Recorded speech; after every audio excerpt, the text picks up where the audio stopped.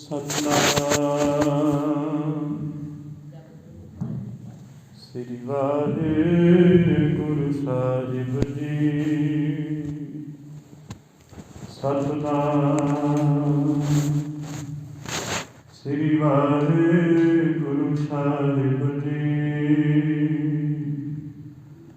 ਗੁਰੂ ਨਾਨਕ ਪਦ ਪੰਕਜ ਬੰਦਨ, ਪਦ ਪੰਕਜ ਬੰਦਨ,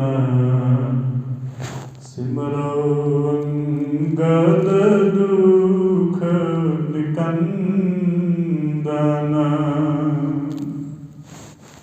ਅਮਰਦਾਸ ਗੁਰ ਹਿਰਦੈ ਧਿਆਵ, ਹਿਰਦੈ ਧਿਆਵ। ਸ੍ਰੀ ਗੁਰੂ ਰਾਮਦਾਸ ਗੁਣ ਗਾਵ। ਸ੍ਰੀ ਅਰਜਨ ਬਿਘਨਨ ਕੇ ਨਾਸ਼ਕ, ਬਿਘਨਨ ਕੇ ਨਾਸ਼ਕ। ਹਰਿ ਗੋਬਿੰਦ ਸ਼ੁਭ ਸੁਮਤ ਪ੍ਰਕਾਸ਼ਕ। ਸ੍ਰੀ ਹਰਿ ਰਾਇ ਨਮੋ ਕਰ ਜੋਰੀ, ਨਮੋ ਕਰ ਜੋਰੀ। ਗੁਰੂ ਹਰਿ ਕ੍ਰਿਸ਼ਨ ਮਨਾਏ ਬਹੋਰੀ। ਤੇਗ ਬਹਾਦਰ ਪਰਮ ਕਿਰਪਾਲਾ, ਪਰਮ ਕਿਰਪਾਲਾ। ਸ੍ਰੀ ਗੁਰੂ ਗੋਬਿੰਦ ਸਿੰਘ ਭਿਸਾਲਾ। ਧਰਮ ਧਰਾ ਪਰ ਪੁਨ ਪੁਨ ਸੀਸਾ, ਪੁਨ ਪੁਨ ਸੀਸਾ। ਬੰਦ ਬਾਰ ਬਾਰ ਜਗਦੀਸ਼ਾ। ਜਿਸ ਮਹਿ ਅੰਮ੍ਰਿਤ ਗਿਆਨ ਹੈ, ਮਾਨਕ ਭਗਤ ਵੈਰਾਗ। ਗੁਰੂ ਗ੍ਰੰਥ ਸਾਹਿਬ ਉਦਦ, ਬੰਧਮ ਕਰ ਅਨੁਰਾਗ। ਸ਼੍ਰੀ ਗੁਰ ਸ਼ਬਦ ਕਮਾਏ ਜਿਨ, ਜੀਤੇ ਪੰਚ ਵਿਕਾਰ। ਤਿਨ ਸੰਤਨ ਕੋ ਬੰਦਨਾ, ਸਿਰ ਚਰਨਨ ਪਰਤਾਰ। ਏਕ ਓੰਕਾਰਾ ਸਤਿਗੁਰੂ, ਤੇ ਪ੍ਰਸਾਦ ਸਚ ਹੋਵੇ। ਵਾਹਿਗੁਰੂ ਜੀ ਕੀ ਫਤਿਹ। ਬਿਘਨ ਵਿਨਾਸਨ ਸੋਏ। ਵਾਹਿਗੁਰੂ ਜੀ ਕੀ ਫਤਿਹ। ਬਿਘਨ ਵਿਨਾਸਨ ਸੋਏ। ਸਤਨਾਮ ਸ੍ਰੀ ਵਾਹਿਗੁਰੂ ਸਾਹਿਬ ਜੀ। ਚੌਪਈ। ਸੁੰਦਰ ਜਾਏ ਨਿਜ ਸਿਰ ਪਰ ਧਰ ਕੇ, ਗਮਨੇ ਛਿਪਰ ਹਰਖ ਉਰ ਭਰ ਕੇ। ਕਹੂੰ ਕਹੂੰ ਤੇ ਸੈਨ ਬਟੋਰੀ, ਪਹੁੰਚੇ ਆਪਣੇ ਦੇਸ਼ ਬਹੋਰੀ। ਸੁੰਦਰ ਜਾਏ ਨਿਜ ਸਿਰ ਪਰ ਧਰ ਕੇ। ਵਾਹਿਗੁਰੂ ਜੀ ਕਾ ਖਾਲਸਾ, ਵਾਹਿਗੁਰੂ ਜੀ ਕੀ ਫਤਿਹ। ਪਤਿਤ ਪਾਵਨ ਭਗਤ ਵਤਸਲ ਗੁਰੂ ਗਰੀਬ ਨਵਾਜ, ਸਮੁੱਚੀ ਮਾਨਵਤਾ ਦੇ ਸਾਂਝੇ ਰਹਿਬਰ ਸ੍ਰੀ ਗੁਰੂ ਗ੍ਰੰਥ ਸਾਹਿਬ ਜੀ ਦੀ ਮਹਾਨ ਕਿਰਪਾ ਦੇ ਸਦਕਾ ਗੁਰਦੁਆਰਾ ਬਾਬਾ ਬੰਦਾ ਸਿੰਘ ਬਹਾਦਰ ਜੀ ਵਿਖੇ ਸ਼ਾਮ ਵੇਲੇ ਦੇ ਸੰਧਿਆ ਦੇ ਦੀਵਾਨ ਸਜ ਰਹੇ ਨੇ। ਦੀਵਾਨਾਂ ਦੇ ਵਿੱਚ ਰੋਜ਼ਾਨਾ ਦੀ ਤਰ੍ਹਾਂ ਗੁਰ ਇਤਿਹਾਸ ਦੀ ਕਥਾ ਵਾਰਤਾ ਜੋ ਲੜੀਵਾਰ ਰੂਪ ਵਿੱਚ ਅਸੀਂ ਸੁਣ ਰਹੇ ਹਾਂ। ਸ੍ਰੀ ਗੁਰੂ ਨਾਨਕ ਦੇਵ ਜੀ ਦਾ ਇਤਿਹਾਸ ਜੋ ਚੱਲਦਾ ਪਿਆ ਹੈ। ਸੋ ਆਓ ਗੁਰੂ ਕੇ ਸਿੱਖੋ ਜਿਤਨੇ ਮਾਈ ਭਾਈ ਹੈ, ਸਭਨਾਂ ਦੇ ਚਰਨਾਂ ਵਿੱਚ ਸਿਮਰ ਬੇਨਤੀ ਹੈ। ਆਪਾਂ ਸਾਰੇ ਹੀ ਗੁਰੂ ਮਹਾਰਾਜ ਦੇ ਦੀਵਾਨਾਂ ਦੀ ਰੌਣਕ ਨੂੰ ਵਧਾਈਏ। ਗੁਰੂ ਸਾਹਿਬ ਸੱਚੇ ਪਾਤਸ਼ਾਹ ਦੀਆਂ ਕਿਰਪਾ ਦੀਆਂ ਖੁਸ਼ੀਆਂ ਪ੍ਰਾਪਤ ਕਰੀਏ। ਜਿਵੇਂ ਅਸੀਂ ਕੱਲ੍ਹ ਸੁਣ ਰਹੇ ਸਾਂ ਕਿ ਗੁਰੂ ਸਾਹਿਬ ਜੀ ਨੇ ਜੋ ਬ੍ਰਾਹਮਣਾਂ ਨੂੰ ਪਹਿਲਾਂ ਦਿਖਾਇਆ ਕੁਛ ਹੋਰ ਹੈ, ਪਰ ਗੱਲ ਕੁਛ ਹੋਰ ਹੋਈ ਹੈ। ਦੇਖਣੇ ਮਾਤਰ ਤਾਂ ਸਤਿਗੁਰੂ ਜੀ ਤਾਂ ਅਜੀਬੋ ਗਰੀਬ ਹੀ ਲੱਗਦੇ ਨੇ, ਕਿਉਂਕਿ ਗੁਰੂ ਸਾਹਿਬ ਦਾ ਸੁਭਾਅ ਜਿਹੋ ਜਿਹਾ ਲਿਬਾਸ ਹੈ, ਕੌਣ ਕਹੇਗਾ ਕਿ ਇਹ ਅਵਤਾਰੀ ਨੇ, ਇਹ ਜਗਤ ਨੂੰ ਤਾਰਨ ਵਾਸਤੇ ਆਏ ਨੇ। ਬਿਲਕੁਲ ਸਾਦੇ ਮੁਰਾਦੇ ਕੱਪੜੇ ਪਾਏ ਹੋਏ ਹੈ, ਔਰ ਉਹ ਵੀ ਜ਼ਿਆਦਾ ਕੋਈ ਸਾਫ ਸੁਥਰੇ ਨਹੀਂ ਹੈ, ਬਲਕਿ ਜਿਹੋ ਜਿਹੇ ਐਮ ਇੱਕਦਮ ਦੇਖਣੇ ਕਰਕੇ ਤਾਂ ਸਮਝੇਗਾ ਕੋਈ ਵੀ ਇਹ ਤਾਂ ਫਕੀਰ ਹੋਏਗਾ। ਉਹਨਾਂ ਬ੍ਰਾਹਮਣਾਂ ਨੂੰ ਇਹ ਗੁਰੂ ਸਾਹਿਬ ਦੇ ਲਿਬਾਸ 'ਤੇ ਸੰਸਾ ਹੋ ਗਿਆ ਵੀ ਪਤਾ ਨਹੀਂ ਕੌਣ ਹੈ। ਫਿਰ ਜਦੋਂ ਗੁਰੂ ਸਾਹਿਬ ਨੇ ਉੱਥੇ, ਜਿਵੇਂ ਪਿੱਛੇ ਆਪਾਂ ਸੁਣਿਆ ਹੈ ਕਿ ਉਹਨਾਂ ਦੇ ਸਾਹਮਣੇ ਮਾਸ ਨਿਭਾ ਲਿਆ ਹੈ। ਇਹ ਦੇਖ ਕੇ ਚਰਚਾ ਕਿਵੇਂ ਹੋਈ ਤੁਸੀਂ ਸਾਰੀ ਸੁਣੀ ਹੈ।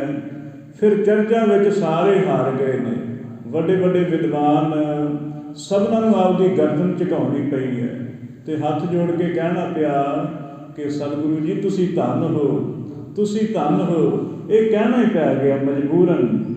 ਫਿਰ ਉਹਨਾਂ ਨੇ ਆਖਿਆ ਕਿ ਮਹਾਰਾਜ ਦੇਖੋ, ਅਸੀਂ ਵੀ ਆਪਣੀ ਥਾਂ ਸੱਚੇ ਹਾਂ ਵੀ ਸਾਡਾ ਧਰਮ ਤਾਂ ਇਹ ਗੱਲ ਆਖਦਾ ਹੈ ਵੀ ਦੇਖੋ ਜਦੋਂ ਕੋਈ ਦਿਨ ਤਿਉਹਾਰ ਹੋਏ, ਕੋਈ ਧਾਰਮਿਕ ਪੁਰਬ ਹੋਏ, ਉਦੋਂ ਕਦੇ ਵਾਸਤੇ ਮਾਸ, ਸ਼ਰਾਬ ਇਤਿਆਦਿ ਨਸ਼ੇ ਦੀ ਵਰਤੋਂ ਨਹੀਂ ਹੋਣੀ ਚਾਹੀਦੀ ਹੈ, ਅਤੇ ਤੁਸੀਂ ਇੱਥੇ ਮਾਸ ਨਿਭਾ ਲਿਆ, ਇਹ ਤਾਂ ਚੰਗੀ ਨਹੀਂ ਨਾ ਗੱਲ ਹੈ। ਫਿਰ ਅਤੇ ਸਤਿਗੁਰੂ ਜੀ ਕਹਿਣ ਲੱਗੇ ਵੀ ਤੁਹਾਨੂੰ ਪੱਕਾ ਪਤਾ ਮਾਸ ਹੀ ਹੈ? ਕਹਿਣ ਲੱਗੇ ਹਾਂਜੀ ਮਹਾਰਾਜ ਅਸੀਂ ਦੇਖਿਆ ਹੈ, ਸਾਡੀਆਂ ਅੱਖਾਂ ਥੋੜ੍ਹੀ ਧੋਖਾ ਖਾ ਸਕਦੀਆਂ ਨੇ। ਗੁਰੂ ਸਾਹਿਬ ਕਹਿੰਦੇ ਹੁਣ ਦੇਖੋ ਖਬਲਾ। ਗੁਰੂ ਸਾਹਿਬ ਨੇ ਮਾਇਆ ਵਰਤਾ ਦਿੱਤੀ ਆਪਦੀ, ਕਿਉਂਕਿ ਗੁਰੂ ਦੇ ਹਸਤ ਕਮਲਾਂ ਵਿੱਚ ਮਾਇਆ ਹੈ। ਹੁਣ ਦੇਖਦੇ ਹੈ ਇਹ ਤਾਂ ਖੀਰ ਬਣ ਰਹੀ ਹੈ। ਹੈਰਾਨ ਹੋ ਗਏ, ਸ਼ਰਮਿੰਦੇ ਵੀ ਹੋਏ। ਮਹਾਰਾਜ ਤੁਸੀਂ ਧੰਨ ਹੋ, ਸਾਨੂੰ ਨਹੀਂ ਪਤਾ ਹੈ ਇਹ ਕੀ ਕੌਤਕ ਹੈ। ਗੁਰੂ ਸਾਹਿਬ ਕਹਿੰਦੇ ਵੀ ਅਸੀਂ ਸਿਰਫ ਤੁਹਾਡਾ ਪਖੰਡ ਦੂਰ ਕਰਨਾ ਸੀ। ਊਂ ਸਾਡਾ ਕੋਈ ਸੰਬੰਧ ਨਹੀਂ ਮਾਸ ਨਾਲ, ਕੋਈ ਖਾਵੇ ਨਾ ਖਾਵੇ, ਸਾਡਾ ਸੰਬੰਧ ਹੀ ਕੋਈ ਨਹੀਂ ਹੈ। ਸਿਰਫ ਅਸੀਂ ਪਖੰਡ ਦਾ ਨਾਸ਼ ਕਰਨਾ ਹੈ। ਜਿਹੜਾ ਬੰਦਾ ਬਾਹਰੋਂ ਪਖੰਡ ਕਰੇ ਅਤੇ ਅੰਦਰ ਕਪਟ ਰੱਖੇ, ਅੰਦਰ ਹਮੇਸ਼ਾ ਲੋਕਾਂ ਨੂੰ ਲੁੱਟਣ ਦੀ, ਠੱਗੀ ਮਾਰਨ ਦੀ ਕਾਮਨਾ ਰੱਖੇ, ਊਂ ਭਾਵੇਂ ਬਾਹਰੋਂ ਲਿਬਾਸ ਧਾਰਮਿਕ ਪਾ ਲਏ, ਫਰਕ ਨਾ ਪਏਗਾ। ਇਸ ਕਰਕੇ ਗੁਰੂ ਸਾਹਿਬ ਨੇ ਫਿਰ ਉੱਥੇ ਜਿਹੜੀ ਖੀਰ ਬਣਾਈ ਹੈ, ਸਾਰੇ ਪੰਡਤਾਂ ਦੀਆਂ, ਹੋਰ ਜਿੰਨੇ ਗ੍ਰਸਤੀ ਲੋਕ ਆਏ ਨੇ, ਜੋਗੀ ਆਏ ਨੇ, ਸਭਨਾਂ ਦੀਆਂ ਪੰਗਤਾਂ ਲਵਾ ਦਿੱਤੀਆਂ ਨੇ। ਅਤੇ ਫਿਰ ਉਹ ਰਾਜਕੁਮਾਰ ਜਿਹੜਾ ਪਟਨੇ ਸਾਹਿਬ ਵਾਲਾ ਹੈ, ਉਹਨੂੰ ਆਖਿਆ ਕਿ ਪੁੱਤਰ ਤੂੰ ਹੁਣ ਆਪਦੇ ਹੱਥਾਂ ਨਾਲ ਸੇਵਾ ਕਰ ਸਾਧੂਆਂ ਦੀ, ਤਾਂ ਕਰਕੇ ਤੇਰਾ ਰਾਜ ਤੈਨੂੰ ਮੁੜ ਵਾਪਸ ਮਿਲ ਜਾਵੇ। ਉਹਨੇ ਹੱਥਾਂ ਨਾਲ ਸੇਵਾ ਕੀਤੀ ਹੈ ਅਤੇ ਗੁਰੂ ਸਾਹਿਬ ਕੋਲ ਖੜ੍ਹ ਕੇ ਕਹਿ ਰਹੇ ਨੇ ਹੋਰ ਛਕੋ, ਹੋਰ ਛਕੋ। ਉਹ ਕਹਿ ਰਹੇ ਨੇ ਮਹਾਰਾਜ ਰੱਜ ਗਏ ਹਾਂ ਬਸ। ਗੁਰੂ ਸਾਹਿਬ ਕਹਿਣ ਲੱਗੇ ਹਲੇ ਤਾਂ ਥੋੜ੍ਹੇ ਛਕਣ ਲੱਗੇ ਹੋ, ਹਲੇ ਤਾਂ ਬਹੁਤ ਜ਼ਿਆਦਾ ਪਈ ਹੈ। ਕਹਿਣ ਲੱਗੇ ਨਹੀਂ ਮਹਾਰਾਜ ਤੁਸੀਂ ਝੂਠ ਬੋਲਦੇ ਹੋ, ਖੀਰ ਤਾਂ ਥੋੜ੍ਹੀ ਜਿਹੀ ਸੀ। ਪਰ ਦੇਖਿਆ ਖੀਰ ਤਾਂ ਹਲੇ ਵੀ ਭਰੀ ਪਈ ਹੈ, ਸਭ ਰੱਜ ਪੁੱਜ ਗਏ ਹੈ, ਖੀਰ ਦੀ ਤੋੜ ਨਾ ਆਈ ਹੈ। ਗੁਰੂ ਸਾਹਿਬ ਨੇ ਰਿੰਧੀਆਂ ਸਿੱਧੀਆਂ ਵਰਤਾ ਦਿੱਤੀਆਂ। ਫਿਰ ਸਾਰਿਆਂ ਨੇ ਕਿਹਾ ਗੁਰੂ ਸਾਹਿਬ ਤੁਸੀਂ ਧੰਨ ਹੋ। ਫਿਰ ਅਨੇਕਾਂ ਨੇ ਗੁਰੂ ਸਾਹਿਬ ਦੀ ਸਿੱਖਿਆ ਵੀ ਲਈ ਹੈ, ਚਰਨ ਪਹੁ ਲੈ ਕੇ ਗੁਰੂ ਸਾਹਿਬ ਦੇ ਸਿੱਖ ਬਣ ਗਏ ਸੀ ਬਹੁਤੇ। ਤਾਂ ਫਿਰ ਉਸ ਵੇਲੇ ਜਿਹੜਾ ਰਾਜਕੁਮਾਰ ਸੀ ਉਹ ਕਹਿਣ ਲੱਗਾ ਮਹਾਰਾਜ ਮੇਰੇ ਤਾਂ ਵੀ ਆਗਿਆ ਦਿਓ, ਹੁਣ ਮੈਂ ਵੀ ਜਾਵਾਂ। ਗੁਰੂ ਸਾਹਿਬ ਕਹਿਣ ਲੱਗੇ ਹੁਣ ਕਿੱਥੇ ਜਾਓਗੇ? ਕਹਿਣ ਲੱਗੇ ਮਹਾਰਾਜ ਦੇਖਾਂਗੇ ਹੁਣ ਕੋਈ ਟਿਕਾਣਾ। ਗੁਰੂ ਸਾਹਿਬ ਕਹਿਣ ਲੱਗੇ ਨਹੀਂ ਨਹੀਂ, ਜਿਹੜੇ ਦੇਸ਼ 'ਚੋਂ ਆਏ ਹੋ ਉਹ ਦੇਸ਼ ਵਿੱਚ ਜਾਓ, ਤੁਹਾਨੂੰ ਕੋਈ ਨਹੀਂ ਕੱਢਣ ਵਾਲਾ ਹੈ। ਹੁਣ ਤੁਸੀਂ ਸੈਨਾ ਤਿਆਰ ਕਰੋ, ਸ਼ਸਤਰ ਪਕੜ ਕੇ ਯੁੱਧ ਕਰੋ, ਅਤੇ ਤੁਹਾਡੇ ਅੱਗੇ ਕੋਈ ਟਿਕ ਨਾ ਸਕੇਗਾ। ਇਉਂ ਫਿਰ ਉਹ ਗੁਰੂ ਸਾਹਿਬ ਦੀ ਆਗਿਆ ਮੰਨ ਕੇ ਜਿਵੇਂ ਜਾਂਦਾ ਹੈ। ਵਾਹ ਵਾਰਤਾ ਬੜੇ ਪ੍ਰੇਮ ਨਾਲ ਸ਼ਰਵਣ ਕਰੀਏ। ਜਿਵੇਂ ਵਾਰਤਾ ਹੁੰਦੀ ਹੈ, ਗੁਰੂ ਨਾਨਕ ਦੇਵ ਸੱਚੇ ਪਾਤਸ਼ਾਹ ਨੇ ਇੱਕ ਵਾਰੀ ਯਾਦ ਕਰੀਏ ਪ੍ਰੇਮ ਨਾਲ ਉਚਾਰਨ ਕਰੀਏ, ਸਤਿਨਾਮ ਸ੍ਰੀ ਵਾਹਿਗੁਰੂ ਸਾਹਿਬ ਜੀ। ਸਤਿਨਾਮ ਸ੍ਰੀ ਵਾਹਿਗੁਰੂ ਸਾਹਿਬ ਜੀ। ਸੁਨ ਰਜਾਏ ਨਿਜ ਸਿਰ ਪਰ ਧਰ ਕੈ।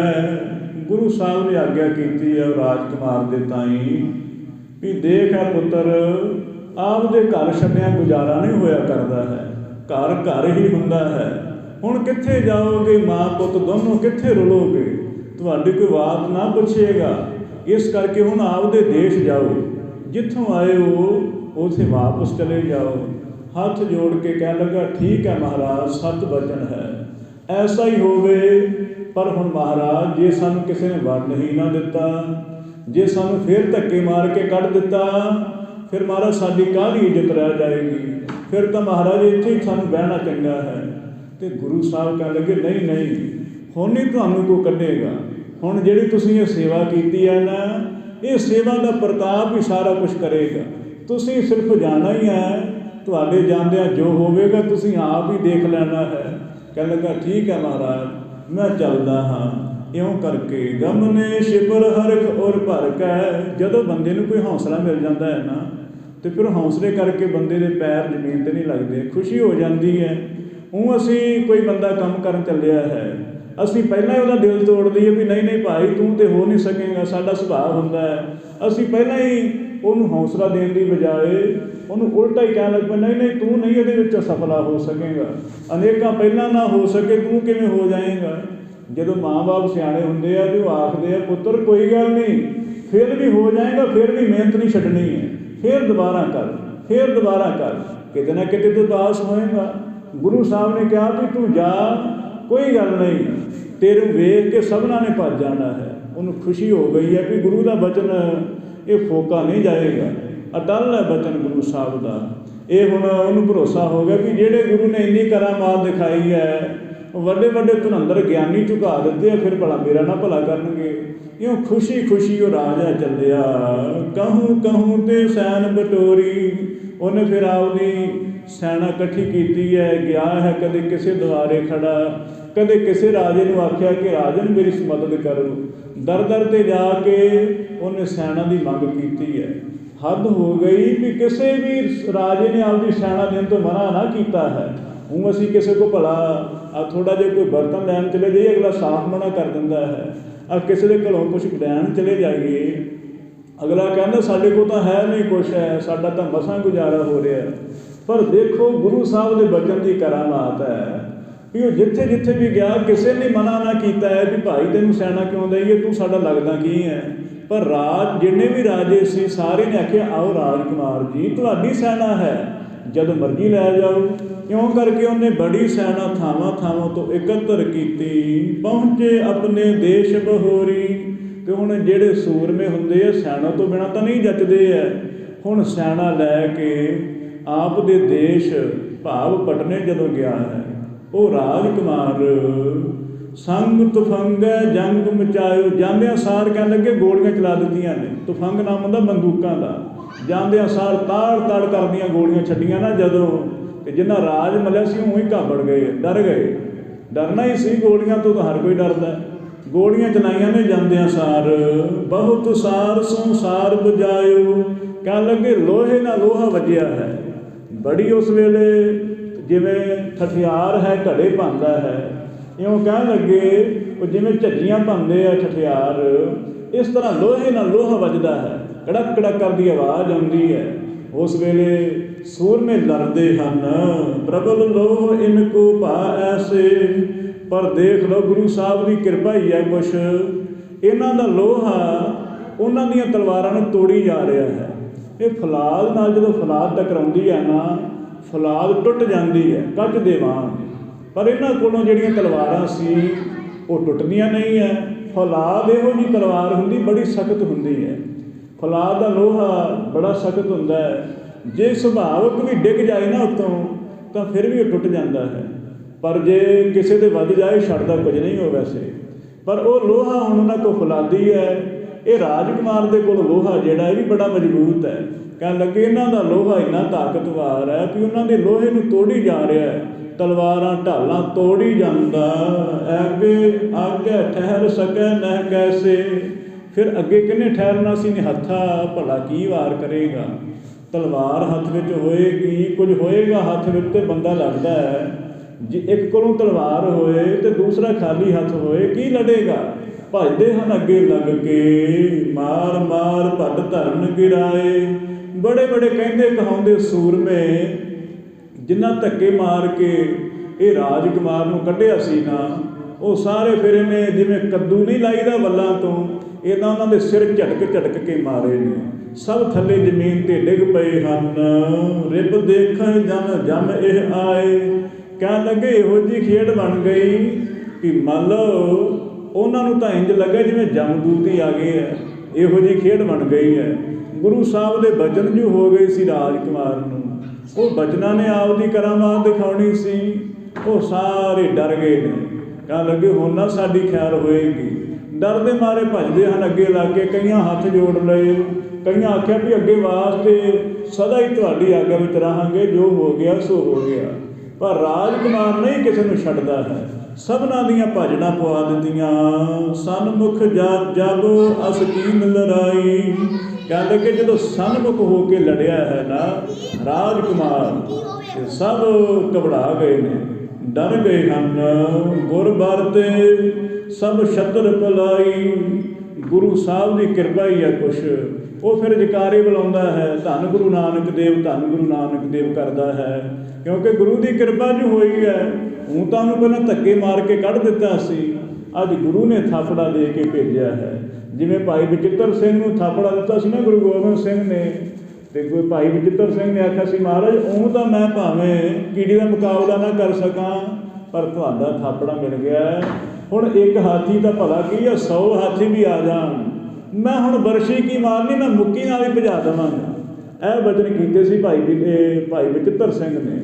ਇਉਂ ਹੁਣ ਗੁਰੂ ਨਾਨਕ ਦਾ ਜਦੋਂ ਥਾਪੜਾ ਮਿਲ ਗਿਆ, ਰਾਜਕੁਮਾਰ ਕਿਸੇ ਨੂੰ ਟਿਕਣ ਨਾ ਦਿੰਦਾ। ਲੀਨੇ ਸਰਬ ਜਾਏ ਨਿਜ ਦੇਸ਼ਾ। ਕਹਿਣ ਲੱਗੇ ਪਲਾਸ਼ਨਾਂ ਦੀ ਗੱਲ ਹੈ ਸਾਰੀ, ਕੁਝ ਘੜੀਆਂ ਦੀ ਗੱਲ ਹੈ।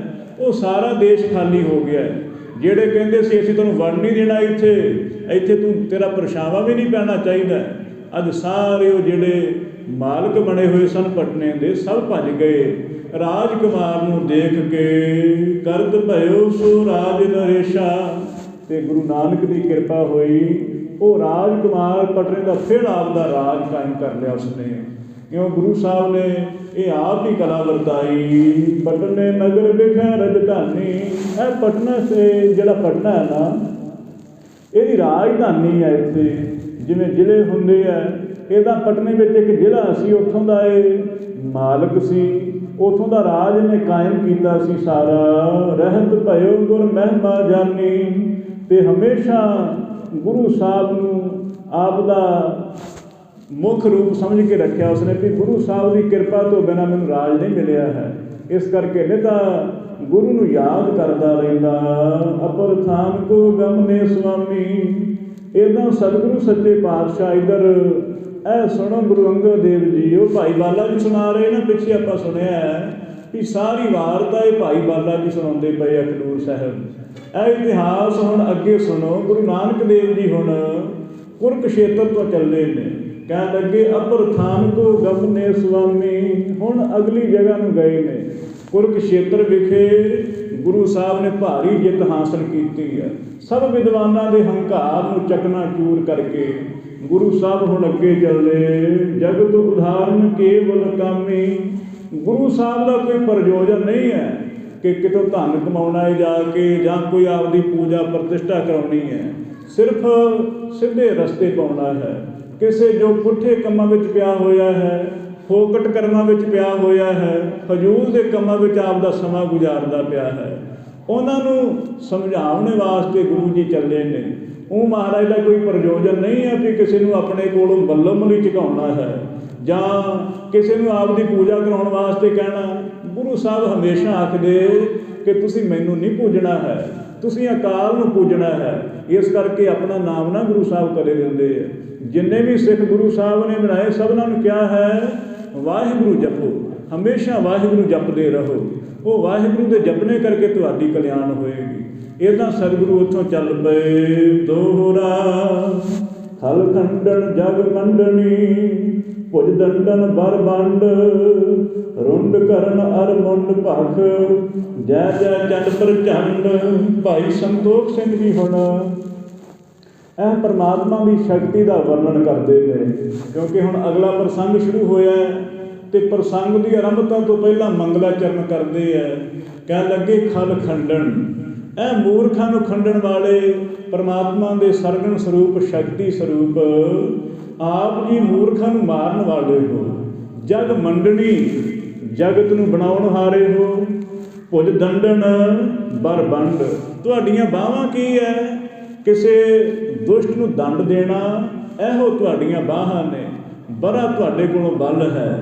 ਰੁੰਡ ਕਰਨ ਅਰ ਮੁੰਡ ਭਖ, ਜੈ ਜੈ ਚੰਡ ਪ੍ਰਚੰਡ। ਇਸ ਤਰ੍ਹਾਂ ਆਪ ਜੀ ਵੱਢਣ ਵਾਲੇ ਹੋ ਅਤੇ ਮੁੰਡ ਭਖ, ਆਪ ਦੇ ਮੁਖ ਤੋਂ ਰੁੰਡ ਕਰਨ, ਰੁੰਡ ਨਾਮ ਹੁੰਦਾ ਬਾਹਾਂ ਦਾ, ਬਾਹਾਂ ਤੋਂ ਤੁਸੀਂ ਰੁੰਡਿਆਂ ਕਰਨ ਵਾਲੇ ਹੋ। ਤੇ ਮੁੰਡ ਨਾਮ ਮੁੰਡੀ ਦਾ ਹੈ, ਸਿਰ ਦਾ, ਸਿਰ ਵੀ ਆਪ ਜੀ ਵੱਢਣ ਵਾਲੇ ਹੋ। ਜੈ ਜੈ ਪ੍ਰਚੰਡ ਪ੍ਰਚੰਡ, ਕਿਹਨਾਂ ਦਾ ਸਿਰ ਵੱਢਣ ਵਾਲੇ ਹੋ? ਮੂਰਖਾਂ ਦਾ। ਇਸ ਕਰਕੇ ਆਪ ਦੀ ਜੈ ਹੈ, ਜੈ ਹੈ ਇਹ ਪਰਮਾਤਮਾ ਦੀ ਸ਼ਕਤੀ। ਸ਼੍ਰੀ ਬਾਲਾ ਸੰਧੁਰਵਾਚ। ਹੁਣ ਅਗਲੀ ਵਾਰਤਾ ਸੁਣੋ। ਭਾਈ ਬਾਲਾ ਜੀ ਗੁਰੂ ਅੰਗਦ ਦੇਵ ਜੀ ਨੂੰ ਸੁਣਾਉਂਦੇ ਨੇ ਵੀ ਜਿਵੇਂ ਗੁਰੂ ਨਾਨਕ ਦੇਵ ਜੀ ਉੱਥੋਂ ਕੁਰਕਸ਼ੇਤਰ ਹਰਿਆਣੇ ਤੋਂ ਗਏ ਨੇ, ਹੁਣ ਗੁਰੂ ਸਾਹਿਬ ਜੀ ਹੁਣ ਹਰਿਦੁਆਰ ਵੱਲ ਆ ਰਹੇ ਨੇ, ਇੱਧਰ ਉੱਤਰਾਖੰਡ ਵੱਲ ਆ ਰਹੇ ਨੇ।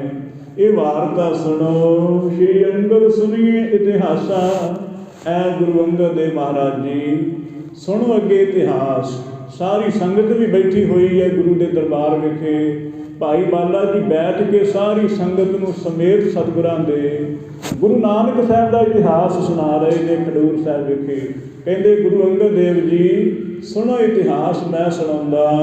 ਮੰਦ ਮੰਦ ਗਮਨੇ ਸੁਖ ਰਾਸਾ। ਗੁਰੂ ਸਾਹਿਬ ਹੌਲੀ ਹੌਲੀ ਚੱਲਦੇ ਚੱਲਦੇ ਸੁੱਖਾਂ ਦੀ ਰਾਸ ਗੁਰੂ ਨਾਨਕ ਸਾਹਿਬ ਆਇਓ ਸ਼੍ਰੀ ਗੰਗਾ ਕੋ ਮੇਲਾ। ਇੱਧਰ ਹਰਿਦੁਆਰ ਵਿਖੇ ਗੰਗਾ ਦੇ ਵਿਖੇ ਮੇਲਾ ਲੱਗਾ ਸੀ, ਕੁੰਭ ਦਾ ਮੇਲਾ ਸੀ ਸਾਧ ਸੰਗਤ ਜੀ। ਇਹ 12 ਸਾਲ ਬਾਅਦ ਵੀ ਹੁੰਦਾ ਹੈ, 6 ਸਾਲ ਬਾਅਦ ਵੀ ਹੁੰਦਾ ਹੈ। ਇਹਨੂੰ ਅਰਧ ਕੁੰਭ ਕਿਹਾ ਜਾਂਦਾ ਹੈ।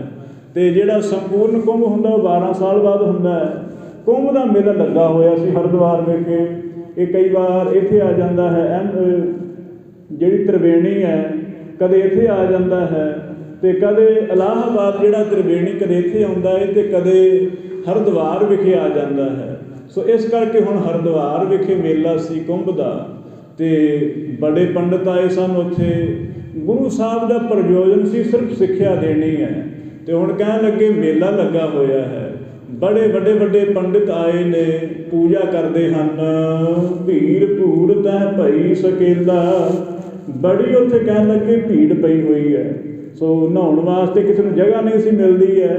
ਆਪ ਜੀ ਨੇ ਪਹਿਲਾਂ ਵੀ ਜ਼ਿਕਰ ਕੀਤਾ ਸੀ ਕਿ ਪਿਛਲੇ ਸਾਲ ਆ ਜਿਹੜਾ ਕੁੰਭ ਦਾ ਮੇਲਾ ਲੰਘ ਕੇ ਗਿਆ ਹੈ, ਇਹ 12 ਸਾਲ ਬਾਅਦ ਆਇਆ ਹੈ। ਤੇ ਵੈਸੇ ਮੇਰਾ ਤਾਂ ਕੋਈ ਜਾਣ ਦਾ ਮਤਲਬ ਨਹੀਂ ਸੀ, ਪਰ ਜਿਨ੍ਹਾਂ ਕੋਲ ਦਾਸ ਪੜ੍ਹਦਾ ਸੀ ਉਹ ਬਹੁਤ ਰੁਚੀ ਰੱਖਦੇ ਸੀ, ਕਿਉਂਕਿ ਉਹ ਨਿਰਮਲੇ ਸਾਧੂ ਸੀ। ਇਹ ਗੁਰੂ ਸਾਹਿਬ ਨੇ ਜਿਹੜੇ ਬਨਾਰਸ ਵਿਖੇ ਪੜ੍ਹਨ ਵਿਖੇ ਭੇਜੇ ਸੀ ਨਾ, ਉਹ ਨਿਰਮਲੇ ਸਾਧੂ ਕੋਲੋਂ ਦਾਸ ਕੁਝ ਸਮਾਂ ਪੜ੍ਹਿਆ ਹੈ। ਤੇ ਉਹਨਾਂ ਨਾਲ ਪਿਛਲੇ ਸਾਲ ਮੈਂ ਵੀ ਗਿਆ ਸੀ ਹਰਿਦੁਆਰ ਵਿਖੇ, ਔਰ ਹੈਰਾਨੀ ਹੈ ਇੰਨੀ ਜ਼ਿਆਦਾ ਭੀੜ, ਹਾਲੇ ਕਿ ਲਾਕਡਾਊਨ ਵੀ ਲੱਗਾ ਸੀ। ਇੰਨੀ ਭੀੜ ਸੀ ਕਿ ਕਹਿੰਦੇ ਕਿ ਲੰਘਣ ਵਾਸਤੇ ਜਗ੍ਹਾ ਨਹੀਂ ਸੀ। ਉਹ ਸਾਰੀ ਗੰਗਾ ਭਰੀ ਹੋਈ ਹੈ, ਤੇ ਇਸਤਰੀਆਂ ਮਰਦ ਉਹ ਇੱਕੋ ਜਗ੍ਹਾ 'ਤੇ ਨਹਾਈ ਜਾਂਦੇ। ਇਸਤਰੀਆਂ ਬੇਸ਼ੱਕ ਬਸਤਰ 'ਤੇ ਪਾ ਕੇ ਇਸ਼ਨਾਨ ਕਰਦੀਆਂ ਨੇ, ਪਰ ਫਿਰ ਵੀ ਮੈਨੂੰ ਬੜੀ ਗਿਲਾਨੀ ਹੋਈ ਸੀ ਵੀ ਇਹ ਕੋਈ ਇਹਨਾਂ ਦਾ ਕੋਈ ਸ਼ਰਮ ਹਜਾ ਨਹੀਂ ਇਹਨਾਂ ਨੂੰ। ਪਰ ਉੱਥੇ ਸਾਰੇ ਲੋਕ ਨੇ, ਇਸਤਰੀਆਂ ਮਰਦ ਬੱਚੇ ਬਿਰਧ ਜਵਾਨ ਸਭ ਉੱਥੇ ਇਸ਼ਨਾਨ ਕਰਦੇ ਪਏ ਨੇ।